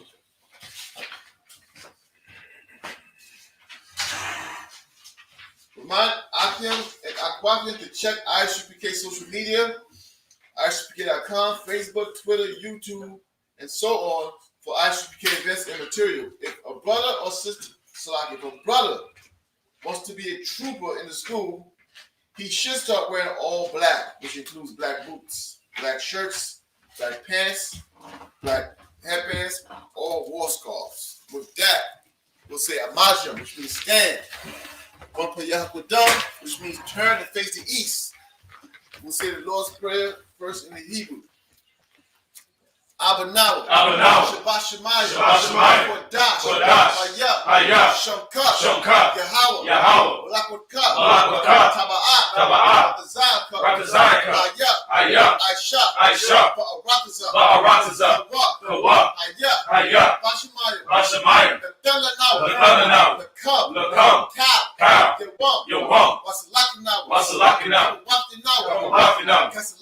Kasalakinawa, Kabawakinawa, Bala'at, Bonasai 1, Ball, Shayana, Mayan, Ride, Kaya, Lakab, Malakwa, Ba'ala, Watapara, Aman. In English, Our Father, which art in heaven, hallowed be thy name. Thy kingdom come. Thy will be done. In earth. As in heaven. Give us this day. Our daily bread. Forgive us of our debts. As we forgive our debtors.